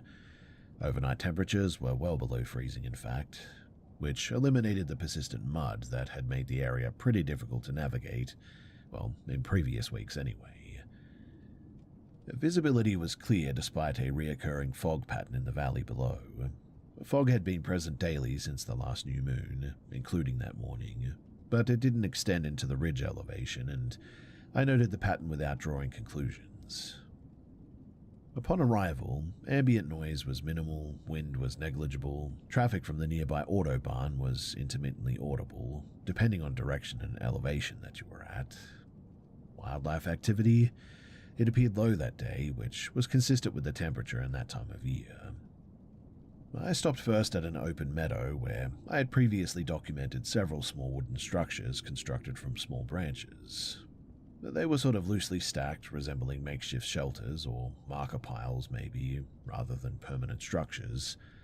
But on initial inspection I thought that one had been altered, but a later photo comparison showed no measurable change.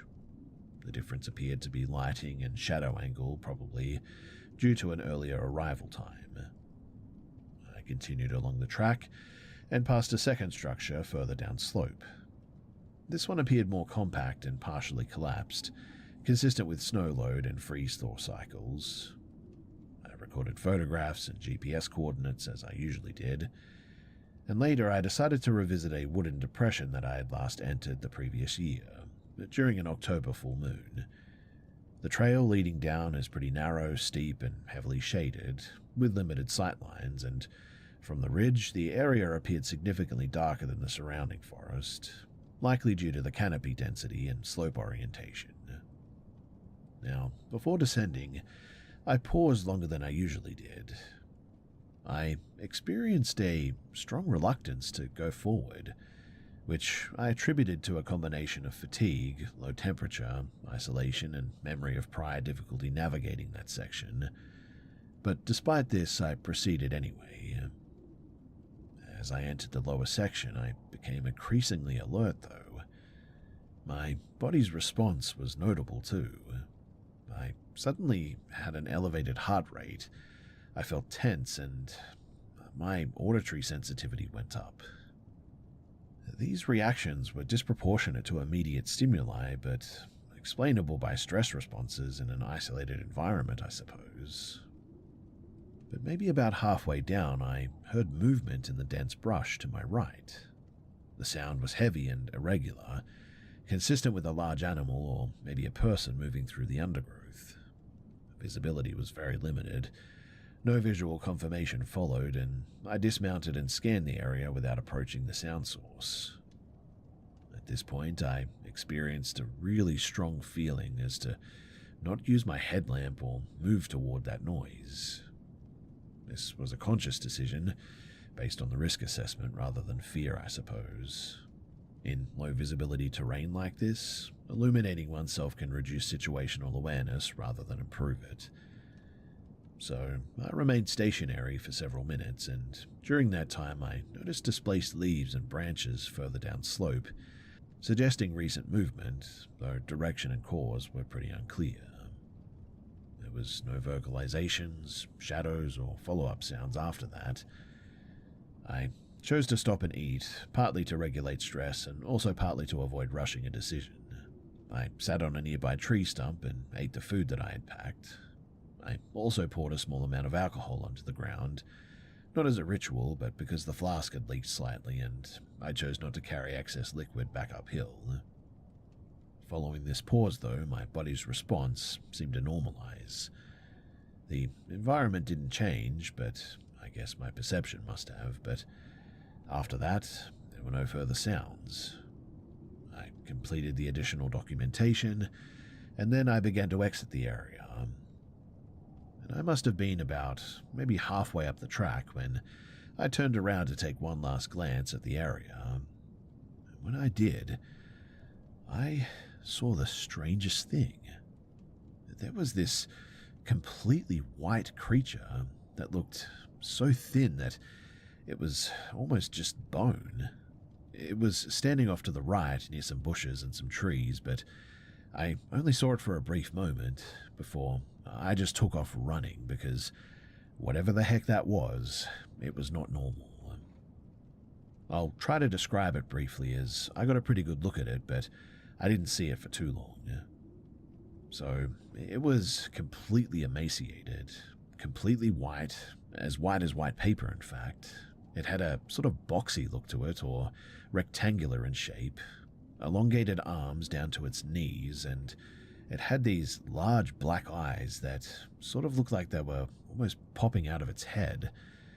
I would also say that it was probably about 7 feet tall from what I could see, and it moved very quickly, and I only caught a glimpse of it before it just disappeared. On the return route, I scrambled back, and I was huffing and puffing, but I also noticed that the ambient noise, it resumed gradually. The wind picked up slightly, distant traffic became more consistent, and after that there was nothing else that really happened. This experience reinforced for me that we really don't know what's out there just yet, at least not completely. I won't be returning to that area because whatever that was, it looked dangerous, and I won't be taking my chances, that's for sure.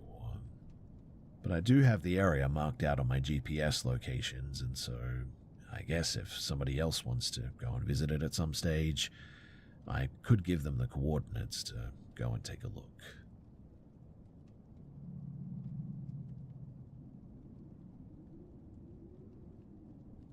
So I was returning alone to my residence on the opposite side of town one night. A scheduled infrastructure project had closed several roads that took me back to my place, but that forced traffic into a temporary sort of loop system there. After multiple unsuccessful attempts to re-enter the main route, I followed a posted detour that led away from the residential areas and into an agricultural corridor with adjacent forest. My mobile reception dropped within minutes. This wasn't completely unexpected. Coverage in that area has gaps due to terrain and distance from towers, after all.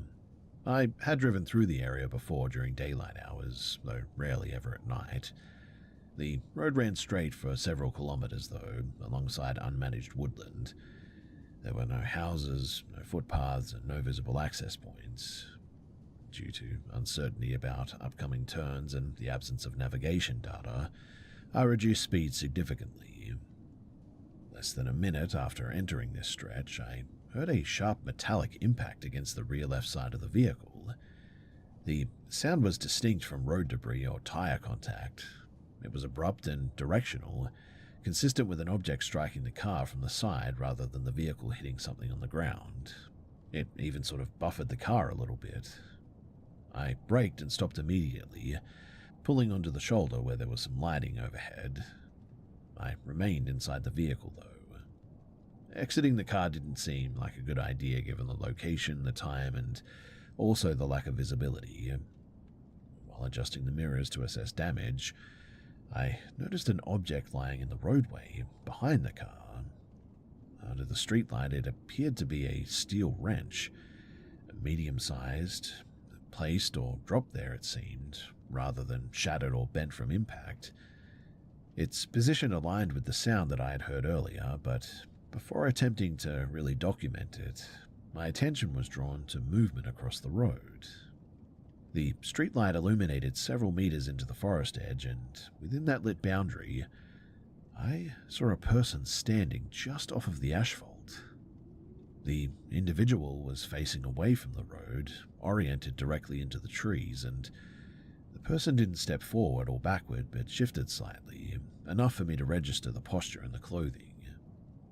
The person appeared male, average height, wearing a dark jacket and neutral clothing, some colored trousers as well, and the hair color was difficult to determine under the lighting conditions, but appeared light. The skin tone, where visible at the neck and the hands, was pale. Arms were held straight at the sides, and there was repeated hand movement, opening and closing without any larger body motion.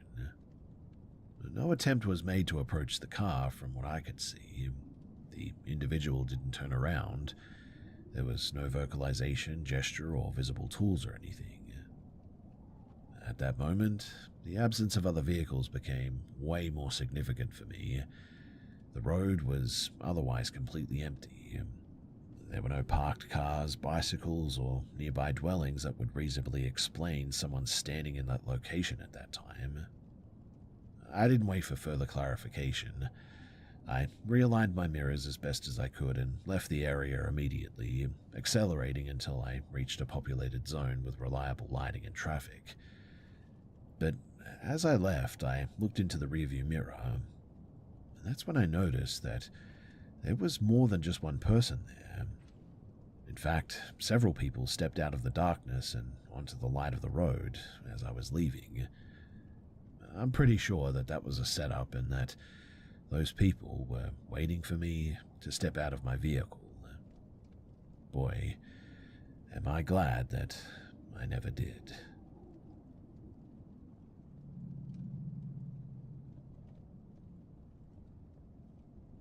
By the time that this situation stopped developing, it had been ongoing for close to 18 months, though the most disruptive incidents were concentrated within the first year.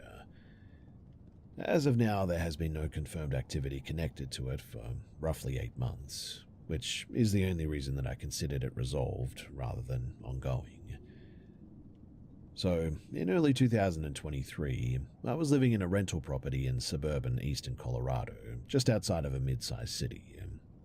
I was 21 years old, sharing the house with a close friend of the same age.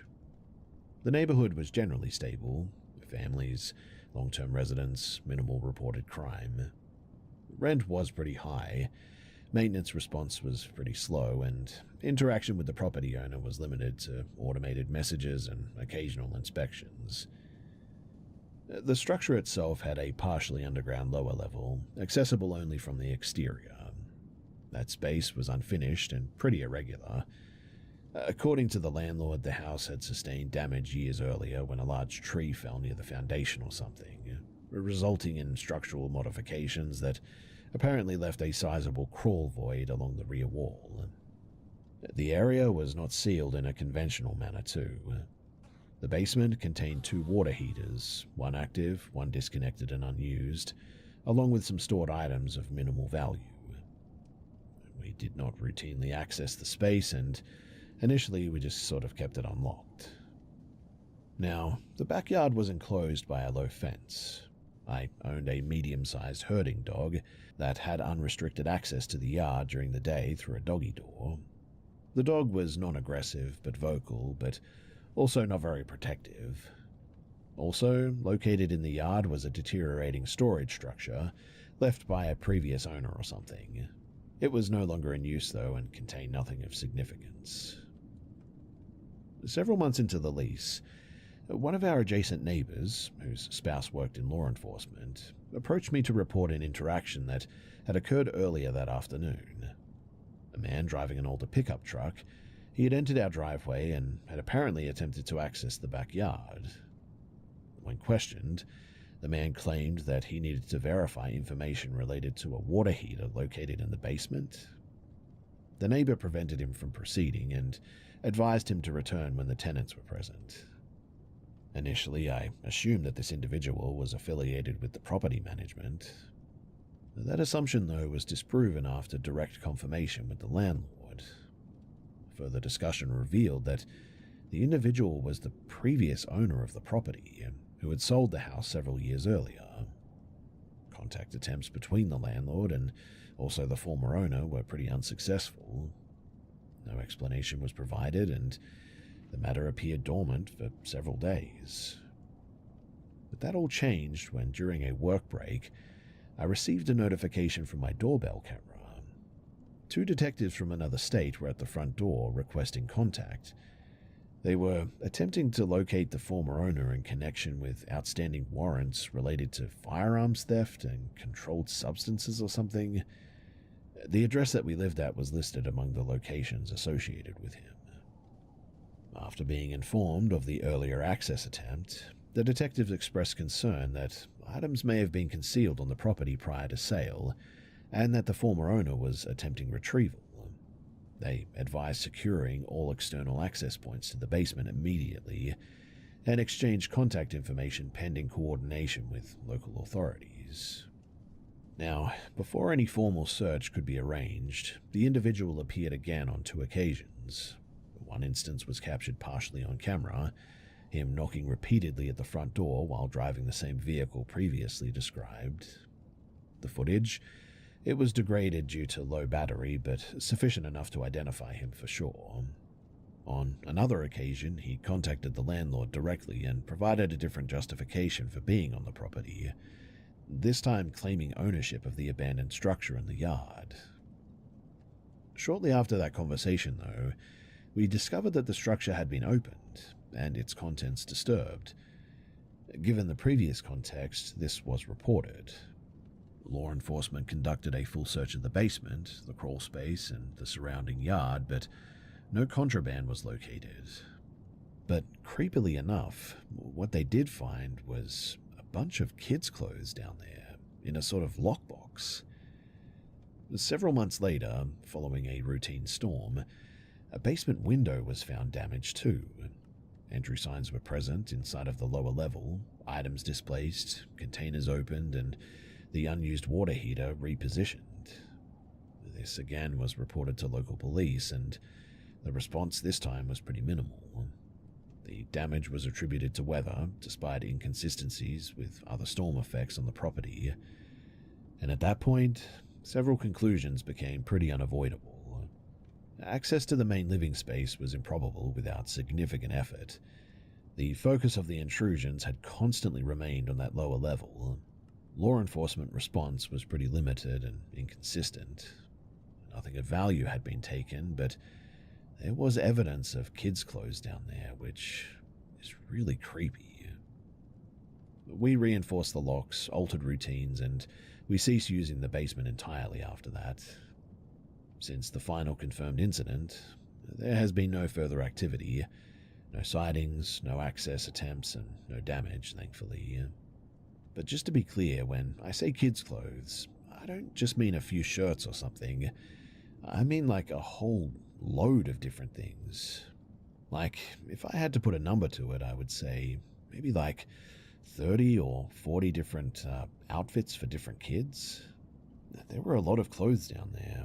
Some of them looked older than others, and I didn't touch them, and the police took them, so I don't know what happened to them, but again, if the police took them, that suggests something weird, right? In practical terms, the situation ended not because it was resolved through intervention or anything, but because the individual either recovered what he believed that he needed, or determined that it was just no longer accessible and maybe not worth the risk. The outcome for us was definitely not satisfying, but thankfully it was stable, and eventually we moved out, and we never heard anything after that.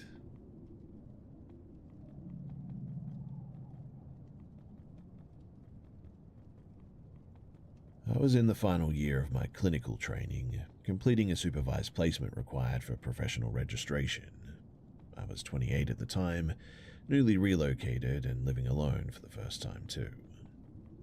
The move, it was temporary but demanding, and I had minimal social ties in the area. My focus was on work, study requirements, and maintaining a routine that followed me to function under long hours and some high stress. I'd grown up in a household where risk was quietly managed by others for the most part, and as a result, I did not actively assess my environment very often. I assumed safety as a default condition rather than something that required attention or planning. Now, on the day before the first incident, I returned to my unit to find structural modifications that I had not approved.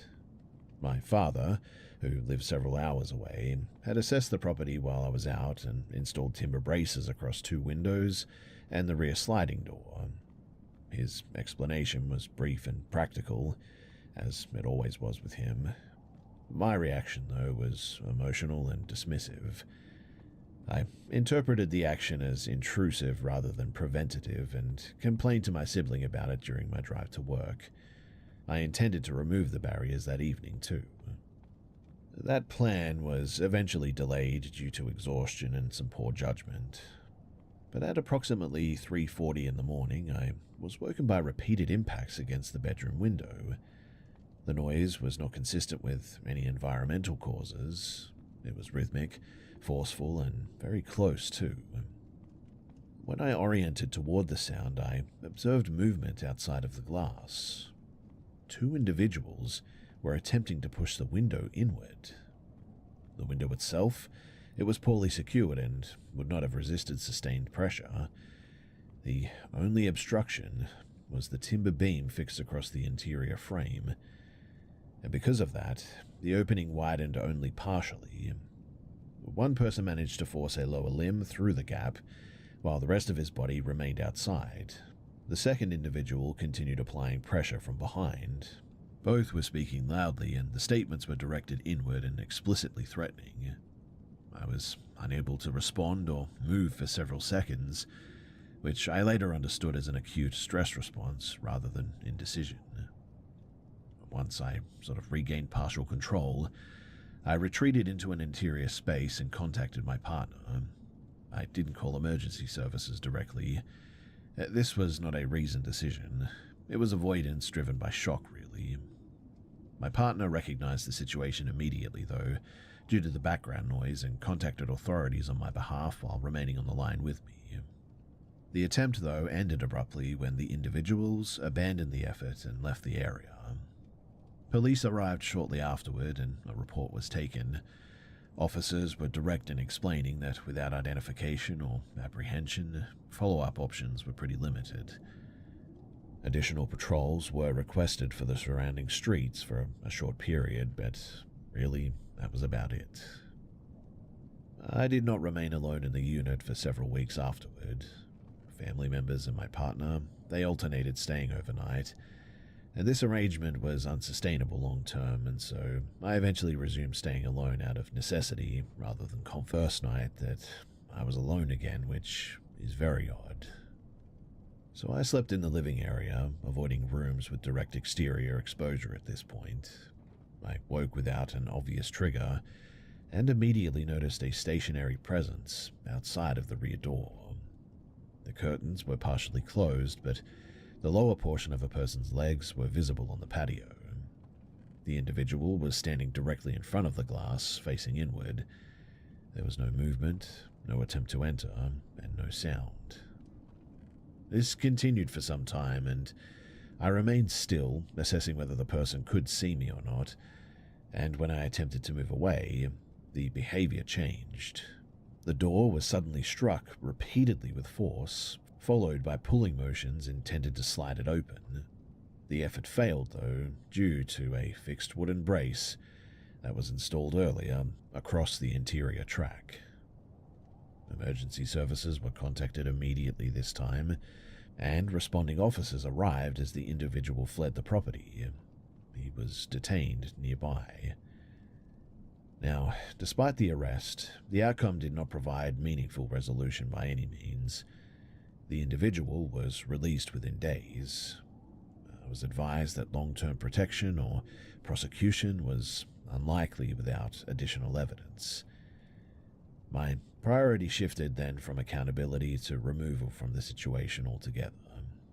I eventually negotiated early termination of my lease and relocated to a secure apartment complex to complete the remainder of my placement. Now, I'm pretty sure that I was being targeted by whoever these people were, and I am genuinely so glad that my father came over when he did and secured the place, because without it, I shudder to think what might have happened.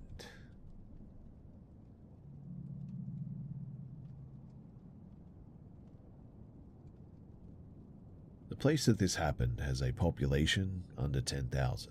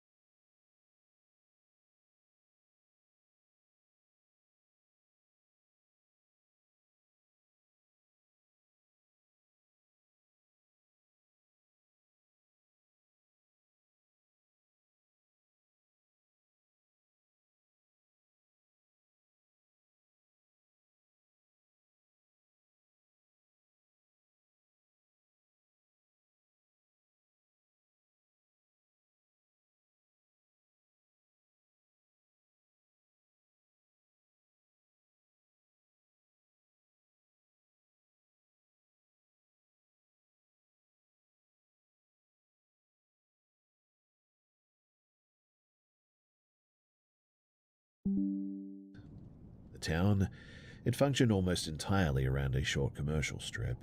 2 bars, a late-closing takeaway, a pharmacy, and a small transit shelter that serviced buses during the day only.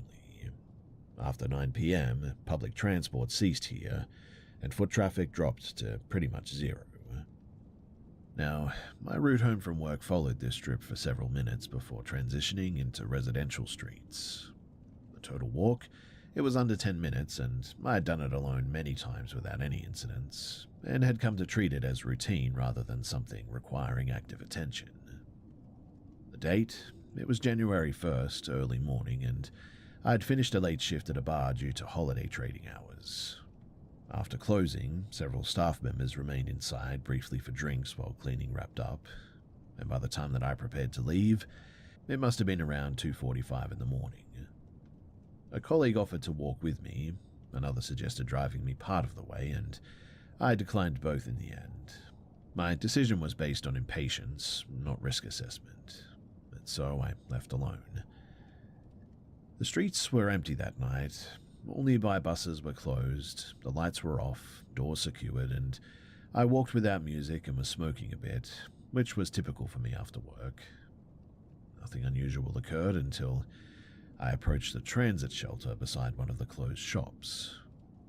A man was seated on the bench inside of the shelter, and this stood out only because of the time, really. The shelter was unlit, unused overnight, and positioned slightly back from the road, and as I drew closer, I recognized him as someone that I had served earlier in the evening. I didn't know his name, and I had no prior interaction with him beyond standard customer service, but I did recognize him. He was manipulating something in his hands, and as I passed, I noticed that he was inhaling a substance from a metal object. He looked up and addressed me directly, asking if I had a lighter on me. Because I was already smoking, I stopped without thinking. He stood as I reached into my bag. My intention was to hand him a lighter and continue walking immediately, but instead he asked for a cigarette too. I told him that I didn't have another one. During this exchange, he moved closer than was really appropriate. I suddenly became aware of just how isolated this location was. There were no vehicles and no open buildings and no visible residents for several hundred meters. I attempted to end the interaction verbally and physically by turning away, and he told me to wait. At that point, his tone changed. There was no raised voice, but the content shifted abruptly. He stated that he had been agitated all night and that he had been looking for someone to take it out on, apparently. He followed this with a remark that I should not be alone at this hour. This was not framed as advice, mind you, it was more observational, I would say. I didn't respond immediately. Instead, I scanned the area and saw nothing that would interrupt or deter him. So I lied and told him someone was expecting me nearby. I named a boyfriend who was not present and implied proximity rather than location. He reacted with visible disbelief and said that he would walk with me to meet this person. I refused repeatedly, but he positioned himself behind and slightly to the side of me as I resumed walking. He spoke continuously, alternating between statements about being misunderstood and assurances that he was not a danger to me specifically. His proximity never changed, mind you. I didn't attempt to run. The streets were narrow and poorly lit, and I believed sudden movement would escalate the situation. So instead, I took out my phone under the pretext of checking messages and typed a short warning into a shared work chat. My battery level was critically low, unfortunately, and so I chose not to make a call because he was monitoring my movements closely and commented when I stopped listening to him. When we turned onto my street, his behavior shifted again. The language became explicitly sexual. He referenced my age, my appearance, and my supposed relationship. I didn't respond. I increased my walking speed incrementally. At this point, I realized allowing him to follow me to my actual address would create a long-term risk, even if nothing happened immediately. So, I selected a house with a visible interior light and opened the front gate without hesitation. I announced that this was my home and closed the gate between us. I approached the door and pretended to unlock it. I did not look back until I heard his footsteps retreat. Once he was no longer visible, I exited the gate and I just ran. But he noticed and followed for a short distance, but didn't close the gap. I reached my house seconds later, and I was unable to enter because the internal lock was engaged, but my phone powered off while I was attempting to use it, and I knocked forcefully until my father finally answered. This incident was never reported. I could not really identify the man, and there was no physical contact or evidence of anything malicious happening. And so in the end, I just chose to no longer walk alone at night in that town. I never did see that man again after that, which again is a little bit strange because, as I mentioned earlier, the town is very small and, well, everyone knows everyone here. And I guess the lesson here is to just be more cautious and more prepared, because some outcomes can definitely be avoided by preparation.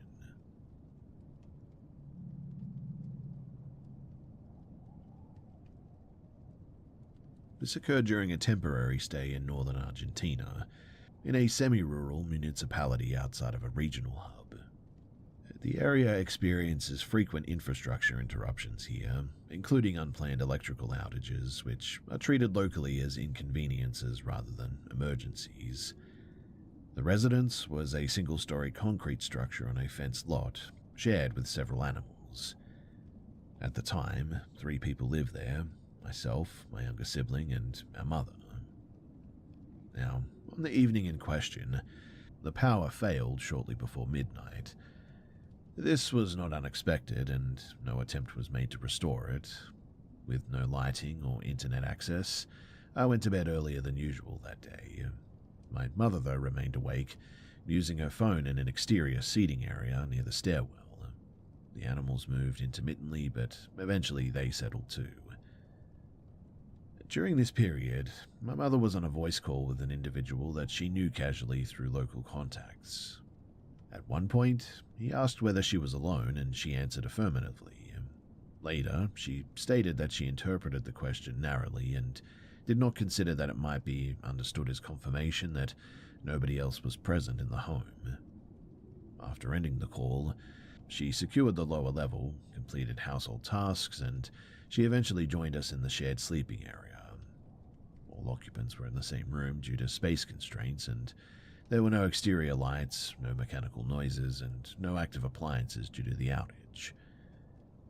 Now, sometime around 1:30 in the morning, I woke to a repetitive sound consistent with deliberate knocking. This was followed by a short whistling pattern, and before I could react, my mother spoke quietly and instructed us not to move or to respond, and we complied. Movement was restricted intentionally, and the sleeping surface beneath me, it was suspended and produced audible noise with minimal motion. Any repositioning would have been detectable pretty quickly. The temperature was pretty hot that night, due to a lack of ventilation as well, but nobody moved. Over the next several minutes, the person outside moved across the property, and he attempted to get our attention at multiple points: a side entrance, the primary door, and a front-facing window. The sound suggested controlled handling of fixtures, consistent with someone attempting to test access while minimizing noise, and at one point, pressure was applied to the window frame, though no forced entry occurred. After a period of inactivity, the footsteps seemed to recede and no vehicles were heard, and so the property returned to silence. The response inside of the house was pretty diverged. My sibling and I remained awake, monitoring for further sounds. Our mother resumed sleeping within a short time, and when questioned later that night, she dismissed the event as likely animal-related, despite the absence of any barking or movement consistent with that explanation at all. But the following day, she disclosed additional information. The individual who had attempted to access the house It was the same person who had contacted her earlier and asked whether she was alone or not. She acknowledged that the timing and the behavior indicated intent rather than coincidence. Her stated plan was to verbally warn him against returning and escalate only if the behavior repeated. AKA, she didn't really do anything. Thankfully, he never seemed to come back, and so we never heard anything again as far as I could tell. But still, when you go through something like this, it sits deep in your chest with you for a long time.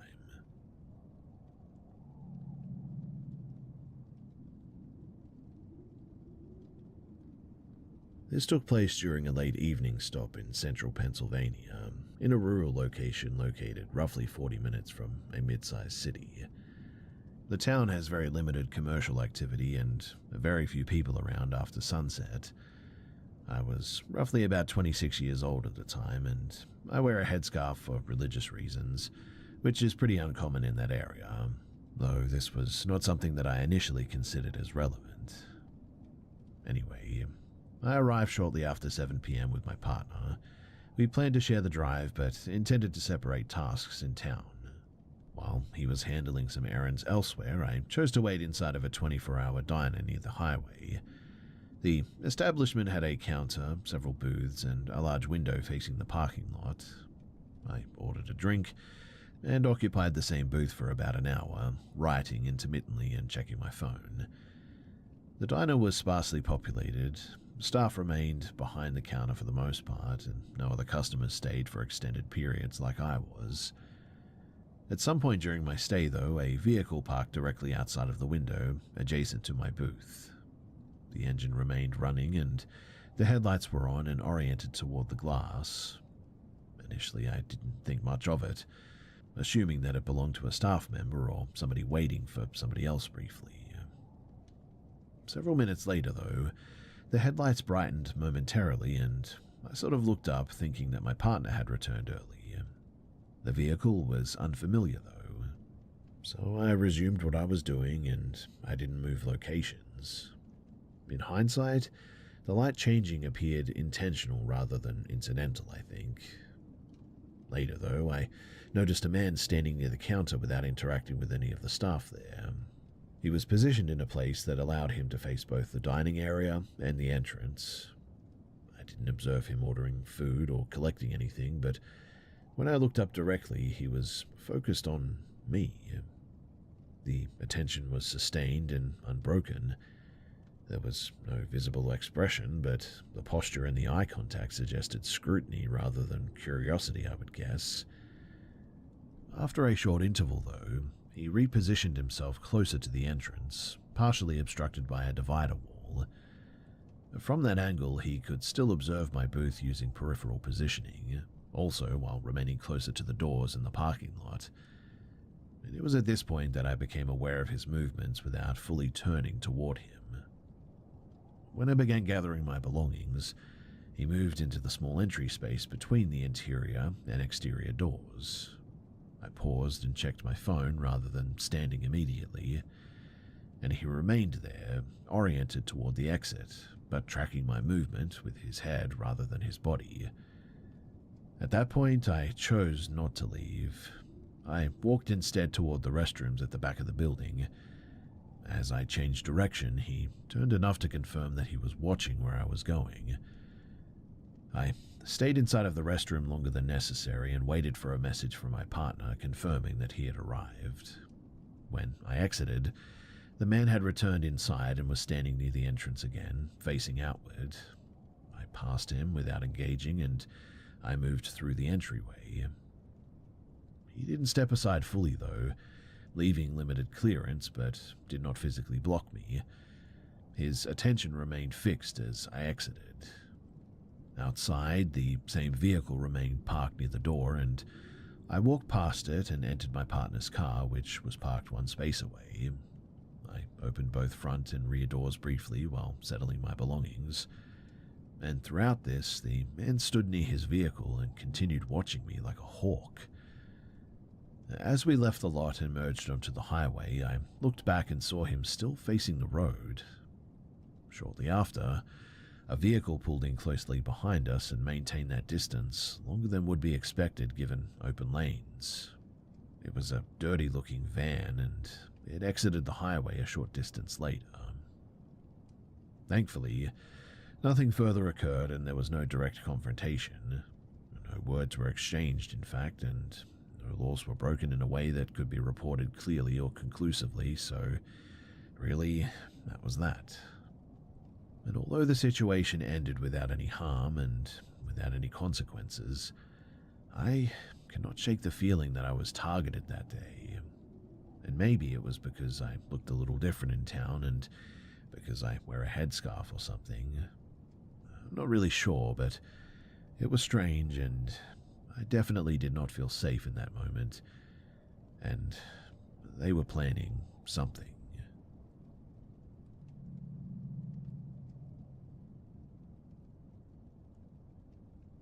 During the summer of 2019, I was participating in a short-term academic exchange program in Germany. I was 18 years old and living in student housing arranged through the program. This was my first time residing outside of my home country without family supervision. The city had a reputation for strong public infrastructure and low rates of violent crime here, which influenced my assessment of personal risk at the time.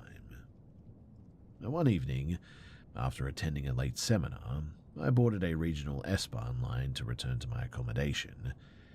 It was about 9:45 in the afternoon, and the train was moderately full, with commuters and students seated throughout the carriage. I had been on my feet most of the day, and was physically fatigued. I took a seat near the center of the car and placed my bag on my lap. While waiting on the platform, I had noticed a middle-aged man standing several meters away who appeared to be watching me. This didn't immediately register as unusual. As a non-local student, I was pretty accustomed to occasional attention at the very least, especially due to differences in accent and appearance. Once inside of the train, though, I saw him enter through the same carriage but sit on the opposite side. Over the next several stops, I became aware that he was periodically looking in my direction. There was no attempt at conversation or visible signaling. I dismissed it and focused on my phone. At some point during the ride, though, likely after passing a transfer station, I fell asleep unintentionally. I don't know how long I was asleep for, but I woke when the train slowed and announced an upcoming stop. And when I opened my eyes, I noticed that the man was now seated beside me.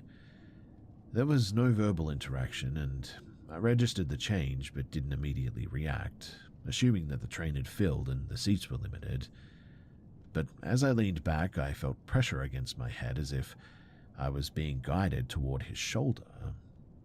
The contact was deliberate, but at the time my reaction was delayed due to fatigue and confusion rather than consent, and I moved slightly, but I did not confront him. A short while later, I became fully alert when I felt my arm being pulled. I was being lifted from the seat and directed toward the door as the train stopped. The man was applying force at my elbow and lower back, attempting to guide me off the carriage.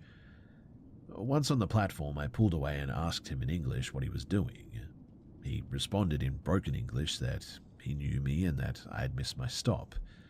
He stated that he would help me to get home, and this was very untrue. I told him clearly that I didn't know him and that he needed to leave me alone. He attempted to reassert physical control by taking hold of my forearm and steering me toward an exit stairwell, but at that point, I raised my voice and said that I would contact transit security if he wouldn't let go.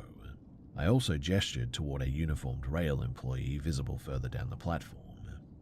The change was immediate, too. He released me, stepped back, and walked quickly in the opposite direction without further comment. Mind you, he didn't run, but he didn't look back either. I waited on the platform until another train arrived, and I boarded a different carriage. I remained awake for the remainder of the journey, as you can probably imagine, and exited at my correct stop eventually, where I waited inside the station until other passengers were present before leaving. After that night, though, I never did fall asleep on public transport again, that's for sure. and I treated the whole situation as a bit of a learning curve because I genuinely believe that if that man in uniform hadn't have been there, that I would have been in a lot of trouble.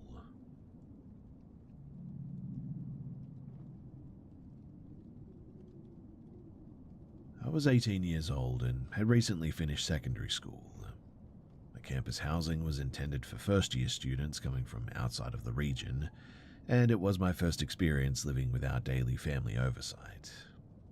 The decision had been debated extensively at home too, but it was ultimately approved on the condition that I remained focused on academics and maintained regular contact.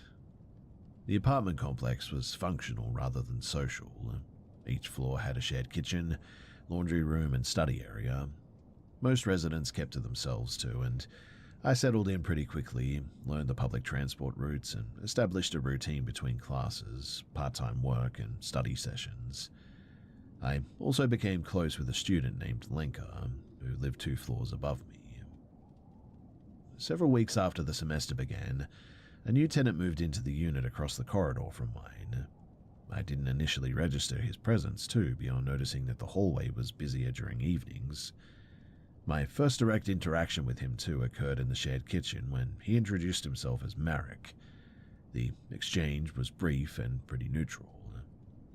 Over the next month too, Marek began appearing repeatedly during times that coincided with my schedule. He would enter the kitchen shortly after I arrived, wait near the elevator when I left for class, or sit in the study area without using the facilities. At first I assumed that this was coincidence, caused by similar academic timetables. The first indication that this behavior was not incidental occurred when I received an unsigned note placed inside of my mailbox. It referenced my clothing and stated that I stood out more than I realized. There was no threat or request attached or anything, so I discarded it without reporting it. Shortly afterward, though, Marek appeared at the cafe where I worked in the evenings. He remained there for nearly the entirety of my shift, too, without ordering any additional items. When I asked if he needed anything else, he declined and asked questions about my work hours, commute, and whether I lived alone. I redirected the conversation, and eventually I ended it pretty professionally. From that point forward, though, the encounters became more frequent and less situational. He began waiting in the hallway outside my apartment door. He would attempt physical contact, such as brief embraces or touching my arm, framed as friendliness. When I questioned his behavior, he stated that he believed that we were closer than normal neighbors. After discussing the situation with Lenka and 2 other residents, I confronted him directly in a public area of the building. I stated clearly that the contact and the frequency of the interaction were very unwelcome and that I wanted no further communication. He appeared displeased with that, but he did acknowledge the request verbally. And for about 10 days there were no other incidents. Then, upon returning from a weekend trip, I discovered items placed inside of my apartment that I had not purchased, including groceries that I had mentioned casually in conversation weeks earlier. There was no sign of forced entry. Building management later stated that maintenance access had been granted for plumbing inspections, though no work order had existed for my unit. The situation escalated decisively, though, one night in March when my doorbell rang shortly after 2:30 in the morning. Obviously, I didn't answer. A voice identified itself as Marek, though, and asked to speak with me before things went wrong. When I didn't respond, he began knocking repeatedly and even tried to open the door. I retreated to the bathroom and contacted emergency services. I remained on the line until security and police arrived. Marek was detained in the corridor, attempting to force entry. Officers documented damage to the lock and took my statement on site. Subsequent investigation, though, revealed that Marek had previously been removed from student housing in another city due to harassment complaints. He had also accessed my online presence through secondary accounts connected to university directories. I never did return to that apartment after that, and with the assistance from the program coordinator, I transferred to alternate housing and completed the academic year remotely after that. Since then, I've avoided single occupancy living arrangements. The experience just really changed everything for me.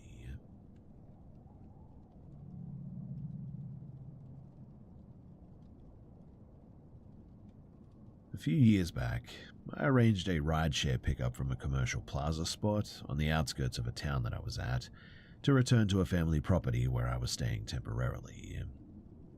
The trip usually takes between maybe 35 to 40 minutes depending on traffic, and I was familiar with at least 3 standard routes that remain on the highways for nearly the entire drive. The driver was an older man, likely in his late 50s I would say. The vehicle details matched the app, and the ride began without any immediate concerns. During the first portion of the trip, he initiated casual conversation, asking about my work, how long I was visiting for, and whether I lived locally or not. His tone was pretty neutral and not aggressive at all, and after several minutes I indicated that I was going to listen to audio and put on some earbuds, which effectively ended the interaction. Now, about 12 minutes into the ride, I noticed the vehicle diverging from the route that I was expecting. Initially, I didn't respond. Alternate paths are common due to traffic adjustments, right? And the navigation indicator still showed the trip progressing toward the destination. However, the deviation continued and the environment changed from suburban streets to sparsely developed roads with not much around. I opened the app's live map and compared it to my own navigation. The route being taken did not correspond with any suggested path anymore. The road narrowed significantly and transitioned from a maintained surface to older pavement with no markings. There were some isolated residents set far back from the road, but there were no pedestrians and there was now no passing traffic either. At this point, I removed my earbuds and began monitoring the drive more actively. The driver didn't speak and didn't acknowledge the change in the route either. The navigation indicator showed the vehicle moving away from the estimated arrival path rather than adjusting toward it. The road terminated in what appeared to be a service access spot too. And instead of turning around, the driver steered onto an unmarked gravel path branching off to the right. This path passed behind private properties and into a wooded area, and it was not listed on any roadway in the app or on my phone's navigation software too. I asked the driver why we were leaving the main road, and he stated that the navigation system had redirected him and that the paved road was just ahead. I responded that I was uncomfortable continuing on the current path and requested that we return to the public road instead. He acknowledged the statement by nodding his head, but did not alter the direction of travel. The vehicle continued along the gravel track for several minutes. The surface was uneven and narrow, really inconsistent with a maintained roadway. The driver remained silent and focused forward. Based on the layout and the turns, it appeared the route required prior familiarity rather than any reliance on automated navigation. I unlocked my phone and prepared to initiate a call if needed. I repeated my request to return to a standard road. The driver again stated that we would reconnect shortly. The pathway eventually reconnected with a secondary paved road, apparently used by local traffic, and within another 2 turns, we did return to a populated route with visible vehicles and street signage, but only after this transition did the driver resume conversation, making comments about how navigation systems sometimes choose odd shortcuts, and suggesting that the route was unintended. I didn't respond to that and remained alert for the remainder of the trip, which was about another 15 or so minutes, and I kept my hand near the door handle and monitored the map continuously after this. I can assure you, too, that the road that we were on was leading away from the destination that I was trying to get to, not toward it. Like, it was in a completely different direction. So, I know for a fact that it wasn't a shortcut or anything, and that the GPS would have been telling him to go back and turn around the whole way. In any case, the driver made no further route changes and did not attempt additional conversation, too.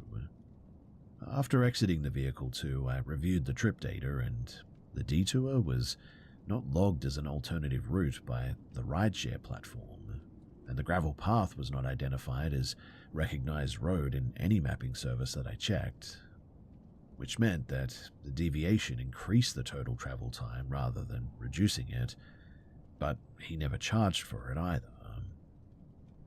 I did report the incident through the app, documenting the route discrepancy and the refusal to return to a public road when requested, but I never did hear back as to what happened to that guy apart from some generic email.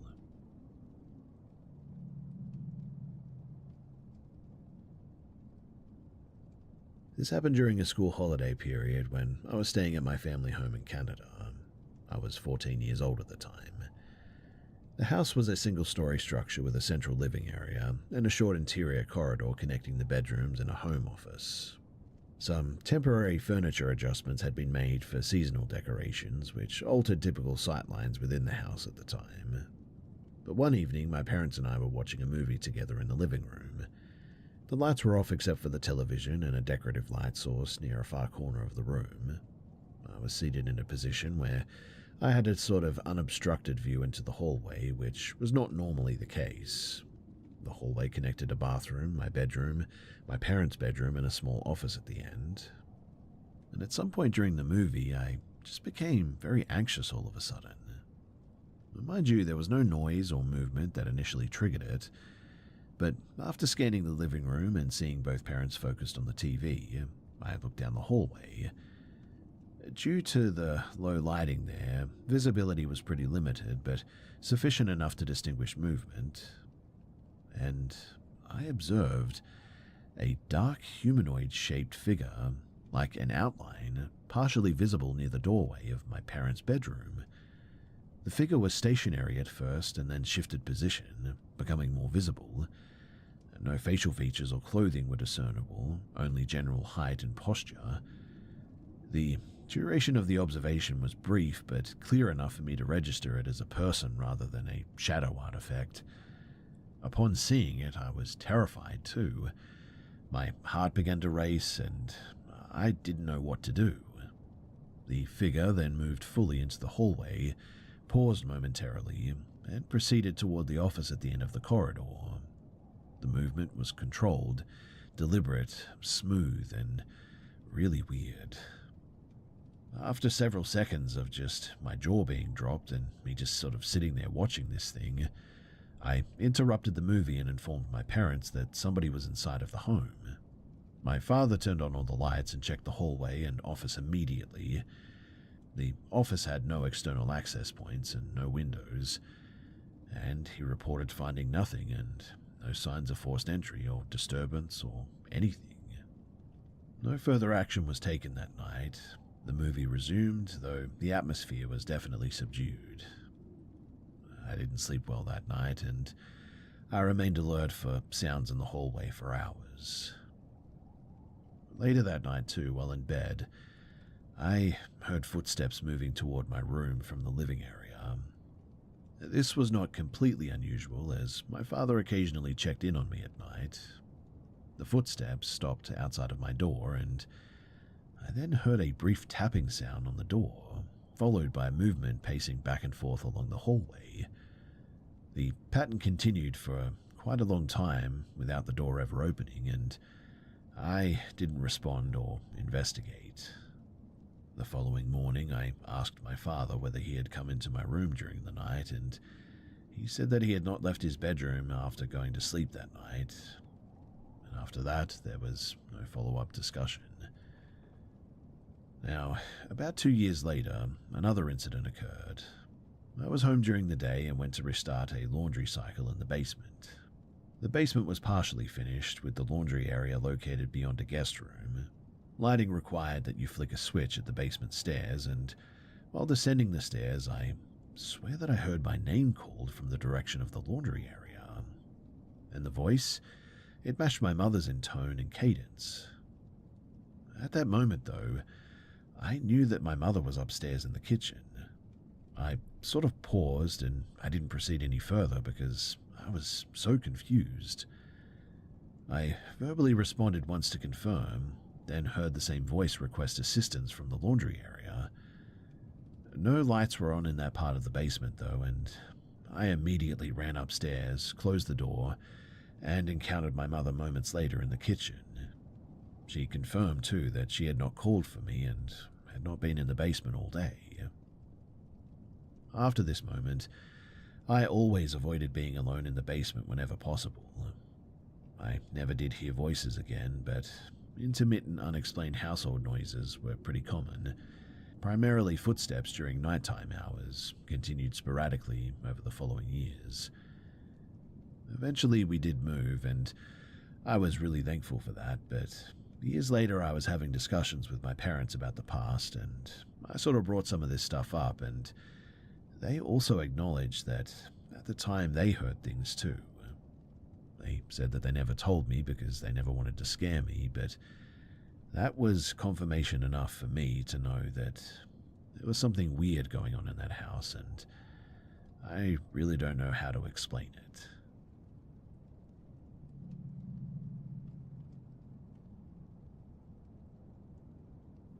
So I was in my apartment about a month or maybe 2 months ago.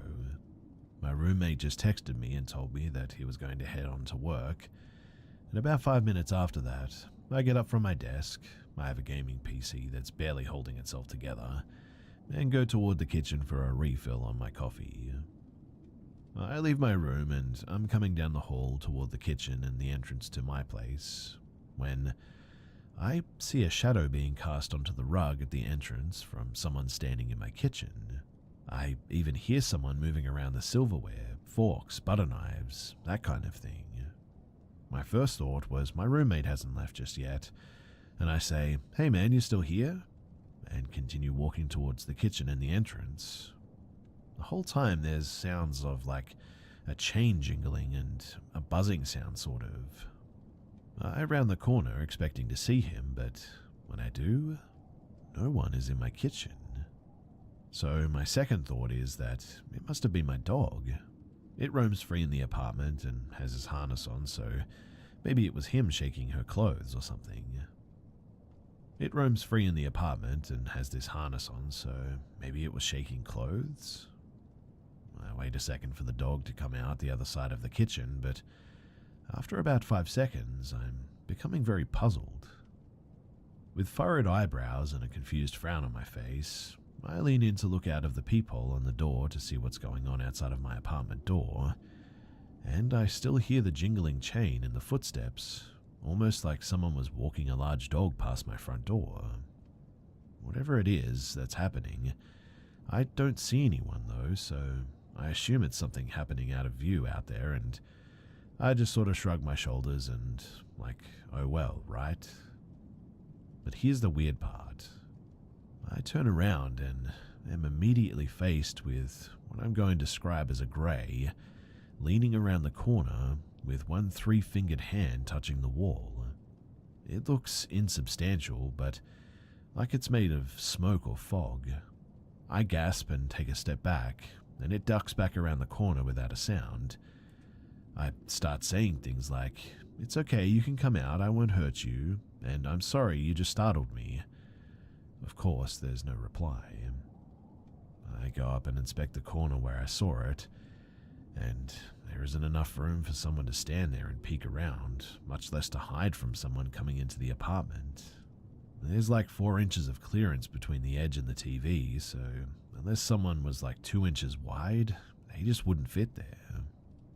And look, I know as well as you that it sounds crazy as heck, but I swear that it's the truth of what happened. Maybe it's stress and I hallucinated it. Completely possible. Maybe I'm actually sick and need medication for some kind of chemical imbalance. I mean, I don't want to be a schizophrenic, but it's possible, right? And yes, before you ask, before that and every single night since, I see things out of the corner of my eye. But when I turn to look, there's nothing there. Not once have I felt threatened or afraid.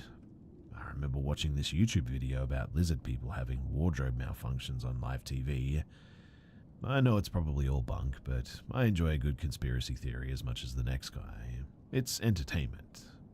But I really just don't want to be the crazy guy. I watched this video and honestly didn't have a single thing on my mind when the encounter began. I just recall that was what I was doing when it started. I figure that I'm probably going to get a bunch of people probably doubting things and saying hateful stuff, and I can't help that or how I feel. The only thing that I can do is just try to be honest with the world and with myself. I may be cracking it, who knows, but this is what happened. I swear on it.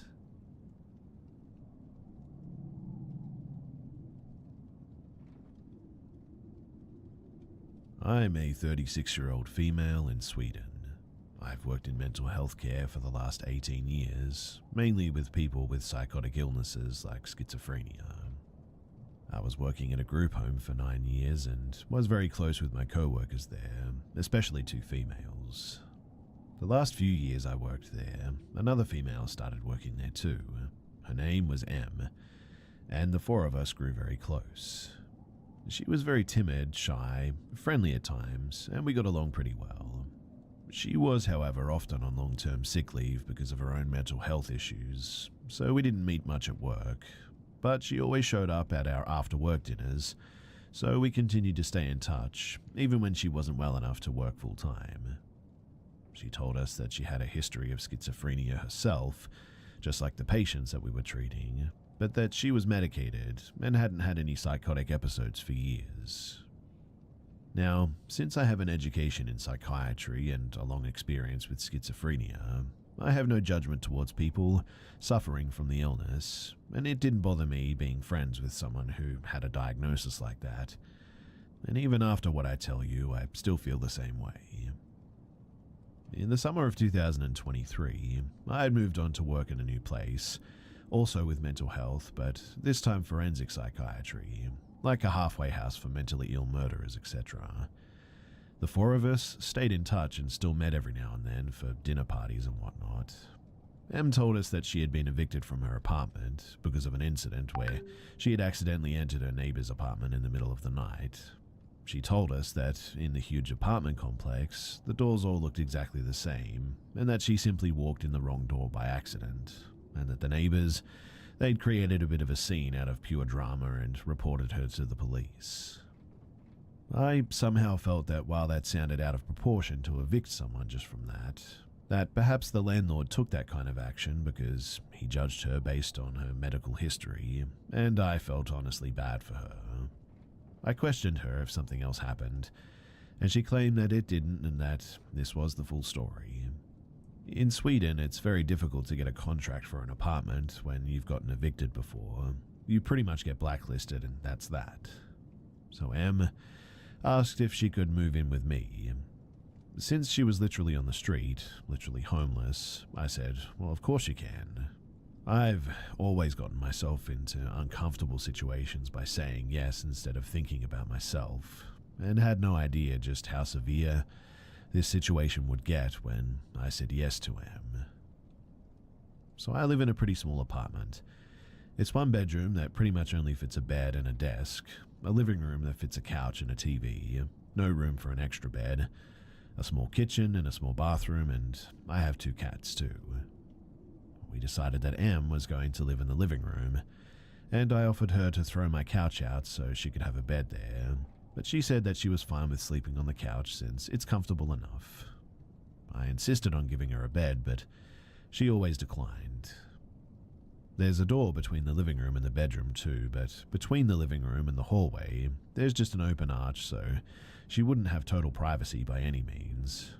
But I hung up a thick velvet curtain covering the arch, so at least that gave her the sense of a door and more privacy than nothing. There's another door from my bedroom to my kitchen too, so I have 2 doors to my bedroom. I have to have one of them open at night since my cats want to go in and out, and they also have their litter boxes in the bathroom, and food and water in the kitchen. I naturally kept the kitchen door open and not the living room door, since that's where Em lived and we wanted to keep our privacy somehow. She wasn't working at this time because she was on one of her long-term sick leaves, This while I was working shifts, so sometimes I had to get up at 6 a.m. and sometimes I didn't get home until like 11 p.m. I have really severe insomnia too, and I need to combine medication to just get to sleep. And even with this, I still wake up easily.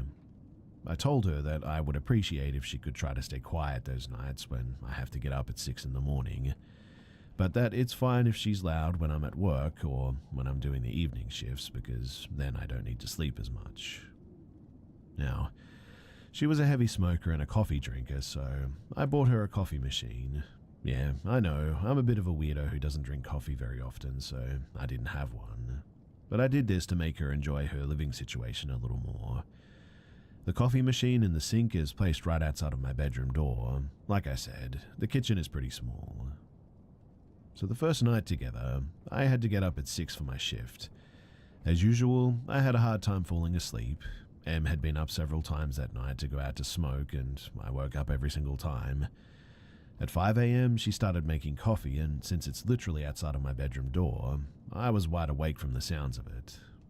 I asked her in the nicest way possible why she was up this early, asking if she had any plans today. I mean, she's on sick leave, so why not sleep at 5 a.m. if you can? And she just said that she couldn't sleep. I said, "Oh, I'm really sorry to hear that. I would just appreciate if you could wait with making the coffee till 6 a.m. since I really need this last hour of sleep because of work." Also, adding to why I need my sleep is that I have epilepsy that gets really bad when I don't get enough sleep. I usually get lots of seizures when I don't get at least 4 hours of sleep. I knew that I would probably get seizures at work now, meaning that this day would be both stressful and potentially dangerous for me since there's a huge risk that I fall and hurt myself. And it's really not a good thing to get cramps and seizures among mentally unstable criminal clients who you're supposed to care for. And look, I know it's not an ideal situation to work in that field with my condition, and I can inform you all that I did quit after only 6 months. Anyway, she said that she really wanted a coffee with her cigarettes, but that she would try to wait the next time that I have to work. I accepted it, and I went on with my day, but things just didn't get any better. She continued to wake me up early in the morning and through the nights, and continued to promise to stop, but insisted that she really wanted coffee with her cigarettes. I suggested making the coffee the night before or drinking iced coffee or Coke instead, but she didn't want that. I should add too that she demanded for me to be silent at 10 p.m. because that's when she wanted to sleep, and genuinely I respected that. She used to get these moments of binge eating too, where she would empty my fridge and pantry from everything that I had. I remember this one time when I bought a big loaf of bread, and she texted me 30 minutes after I left the apartment saying, "Hey, I'm sorry I ate your loaf of bread. I'll buy it back once I get money." Like an entire loaf of bread in 30 minutes. I had told her when she moved in to feel at home and what's mine is yours, so I couldn't really get mad at that, but it did start to annoy me for 2 reasons. I mean, it was getting kind of expensive since it was such huge amounts, and it was always in inconvenient times of the day, like after an evening shift when the store was closed and I came home hungry, and she had emptied the kitchen from literally everything that I had bought the same day.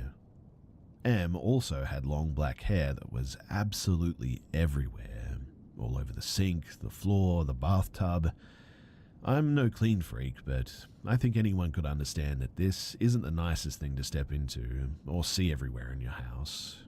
She also left her fingernails and toenails on the bathroom floor. There were also pee drops on the toilet seat every time that she had been to the toilet too. I saw a silverfish on my bathroom floor. Never ever seen one before. They eat hair and skin and nails and whatnot, so I figured that this fella probably enjoyed life because of the new dirty conditions my bathroom was in. At first, I didn't want to say it straight out because I thought that it would hurt her and I didn't want to make her uncomfortable. So I just put a broom and shovel in the bathroom to imply that we needed to sweep the floor more often. This didn't seem to work, so after a while, I told her in the nicest way possible with a smile on my face, "Do you think we could try to clean the floor in the bathroom more often?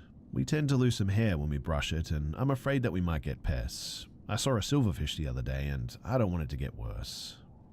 I always made sure to say we instead of you so she wouldn't feel attacked, and she promised to think about it, but nothing changed. Now, I started dating a guy around this time and was head over heels for him. He was also in a roommate situation, so we had a tough time getting any alone time. I asked Em if there was any chance that we could get one night to ourselves every now and then in the apartment, and that she, of course, would get the apartment to herself as well. She didn't like the idea and claimed that she had nowhere to go, no friends or family. Now, I wasn't asking her to leave for 24 hours or anything, just a few hours so we could just get some quality time together.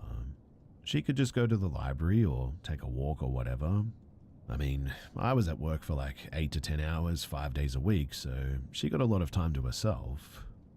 One of our old co-workers realized that this was really tearing at my mood, to never get any time for myself, and I started feeling really suffocated. She offered that Em could stay the night at her place. After all, they were friends too. Em said that she didn't want to bother her, but we told her that she didn't. They're friends. She's more than welcome. And I really just want one night to myself and my guy, after all. I didn't understand why she made such a big deal over leaving me and the apartment for just one night. She eventually accepted and spent the night there, and I spent the night away the next week so that she could go and get more alone time too. And when I came home the next morning from my night away, I saw that my cat's water bowl was completely dried out. There was no spill on the floor, and it looked like it had been wiped out with a towel or paper or something. I had filled it up to the brim just the night before. I asked her how this was possible, and she said that the cats must have tipped it out, but there was nothing on the floor, like I said.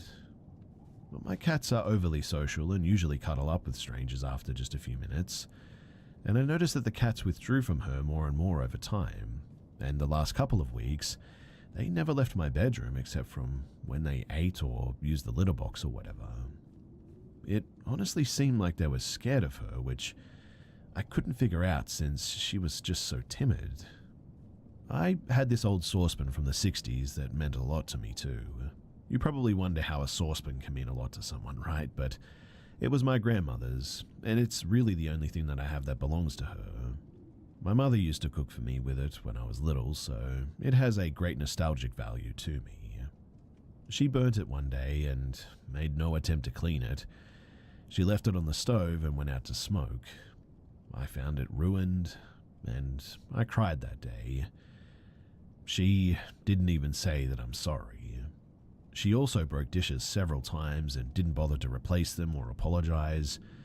This added to my frustration with her naturally, and it had been probably, 2 months had gone by now, and she kept waking me up at night, kept binge eating my food, never cleaned, never left the house, scared my cats and ruined my things.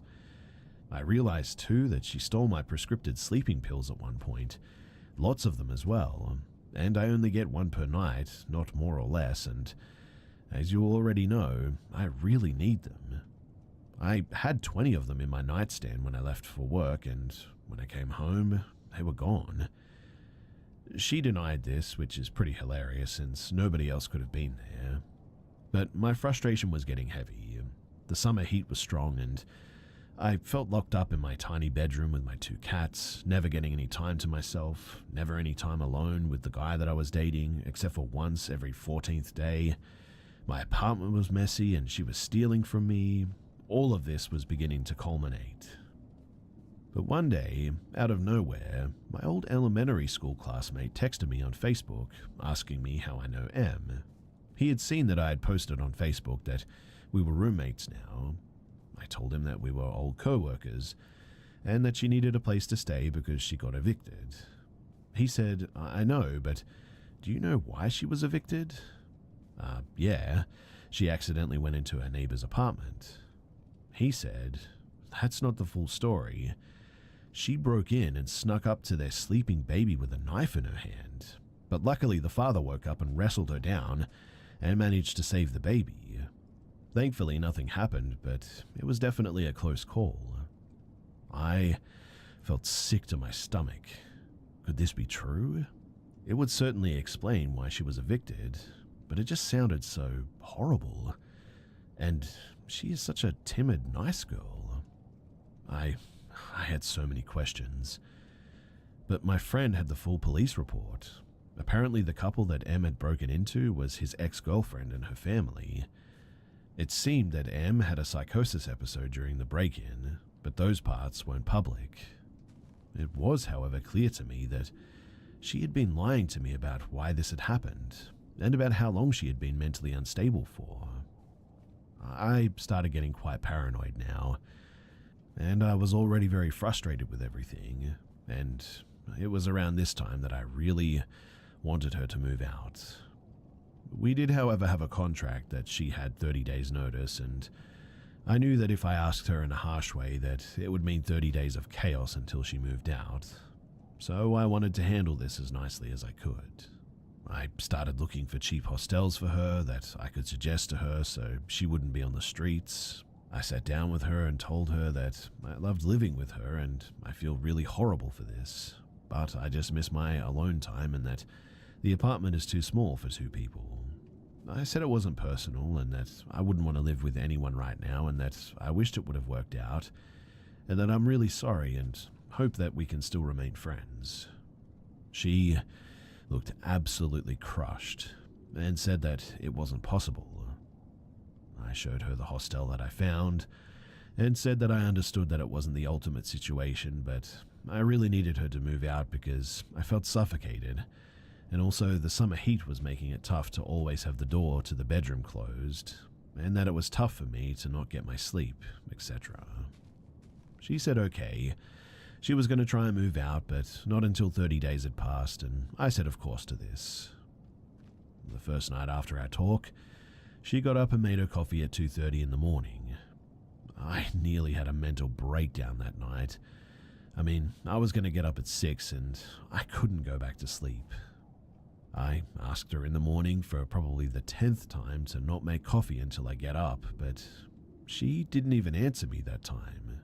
She just sat in the sofa and stared out the window. I said, "Em?" and she kept staring. I was a little bit freaked out by that, but I left for work. She kept being weird though, kept making a mess, kept waking me up, kept eating my food, and all I could think about was the incident with her and the baby and the knife and all that. I eventually got so ticked off about being woken up by the coffee maker, I plugged it out and stored it in my attic, which she had no access to. It may have been childish, I know that, but I was just genuinely getting so tired at this moment. My sleeping pills were stolen and I was starting to feel like Edward Norton in the beginning of Fight Club. Well, the next night, I woke up at 4 a.m. by her making coffee in a saucepan. Not my grandmother's saucepan, thankfully. That one was ruined. I tried talking to her again, explaining the situation, but she just stared and didn't reply. Me being frustrated and on the tipping point, took the saucepan and stored it in the attic as well. I know, but I was going crazy and just wanted her to stop with this nightly coffee routines and to just get the hint.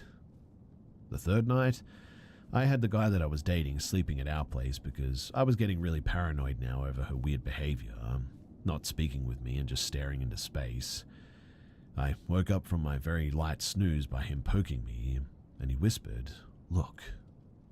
And in the doorway, Em was just standing silently, staring at us. Honestly, this was like a scene from a horror movie, with her long black hair over her face. I kid you not. I didn't say anything at first, because I wanted to know if she just stood there for a second doing something by the door.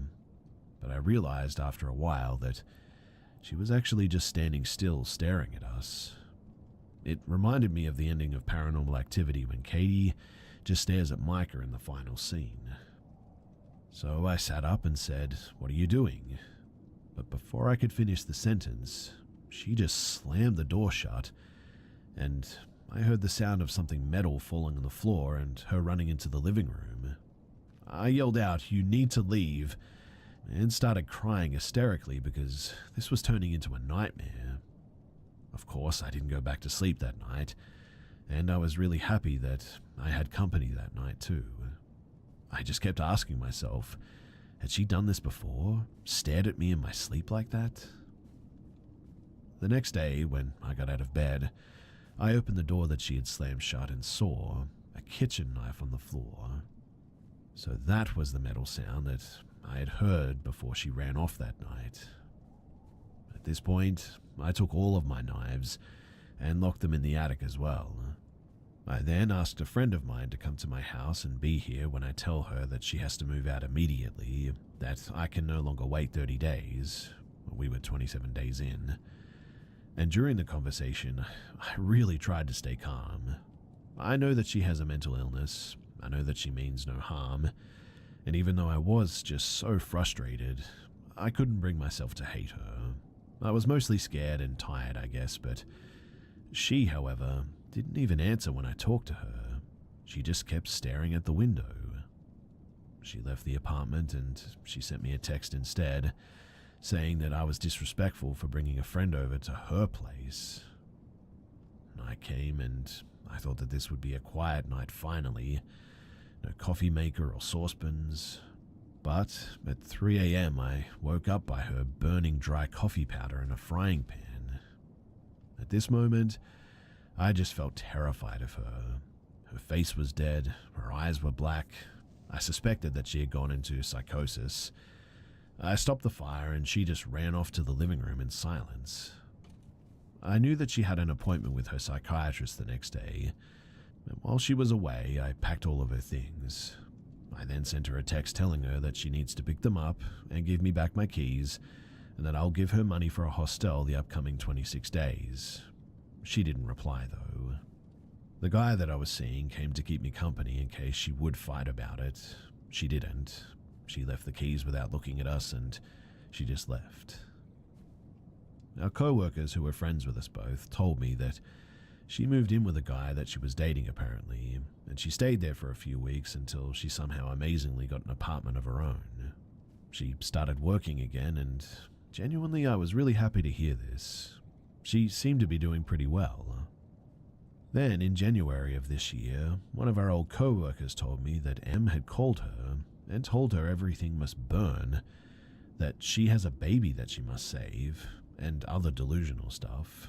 She had called 112, Swedish emergency number, like 911, about this, but they hadn't taken it seriously. M had then proceeded to burn her entire apartment down because the voices in her head were telling her that she has to burn everything to save her friends and family. Her neighbors had tried to rescue her from the fire, but she had fought them off and ran back in and poured liquor on the fire to make it burn more. She was arrested and sentenced last week for aggravated arson. She'll serve her time in a mental institution or prison for a long time, possibly forever even. What's ironic is that she will probably be in the facility where I used to work and end up where she used to work herself. My old co-worker was a witness at the trial, and apparently she had stopped taking her medication because she thought that it made her feel numb, and she thought that she was stable enough to function without it, but obviously not. She had also stopped taking her medication the last few weeks when she stayed at my house, so when she stared blankly into space, she was going into psychosis. When she stared at me with a knife in her hand, when she burnt the frying pan that last night too, she was in a state of psychosis. It's really disturbing to think about what could have happened to me and my cats if she would have stayed too, or if I had been a heavy sleeper. I also think about what would have happened to that baby that she snuck into before she was evicted. And yeah, I know it's crazy that I didn't just throw her out by then, but it was very complicated. The reason why I haven't been able to talk about it with my friends is because they sympathize with her and have minimized my experience, and they think that I'm making a bigger deal out of it than it actually has been. I sort of understood it too, since they have never seen that darkness in her eyes that I saw that last couple of days. So really, I can't blame them, I guess. Also, I remembered something recently too that I wanted to add. There were several times when I was going to work early in the morning that she occupied the bathroom by taking long baths. I patiently tried to wait until the last minute before knocking and asking her if she could get up and get back in after I had gotten ready and left for work. It's just another thing that added to my frustration. I fell really ill one time when she was staying here too. I don't know at the time what it was, but I woke up in the early morning one day feeling very nauseated. On my way to the bathroom, I literally almost had a heart attack and threw up at the same time because it takes like 10 seconds to get to the bathroom, so you can imagine how bad it was when I didn't even make it. And I had a really high fever and kept throwing up, and I was just a mess. Obviously, you would understand too that you would want your bathroom to yourself at this point. Actually, I think it's pretty understandable that you'd want to be completely alone when you're just this ill, right? My head was spinning, and I'm guessing I was nearly hallucinating from the high fevers. But one random thing I laugh about today is that it was Eurovision week, and for some reason the flute solo from Moldova's song was stuck on repeat in my head while I was in and out of fever dreams. I have a hard time listening to it today because of this, but anyway, working in healthcare, I also have a natural instinct of not wanting to spread infections, so my first thought was that besides wanting to be alone, I didn't want to risk giving whatever this was to Em. So I begged her the moment that I noticed I was ill to please leave for her own sake. I mean, I could barely speak because it made me throw up that easily, and our friend in common had asked her to water her plants that week, so she had the keys to her place and could have been alone there. But Em refused to leave, and I swear if I had the energy to slip out of the window and to fall to my death, I would have, but I couldn't. Anyway, I was half sitting or half laying on the toilet with a bucket on my lap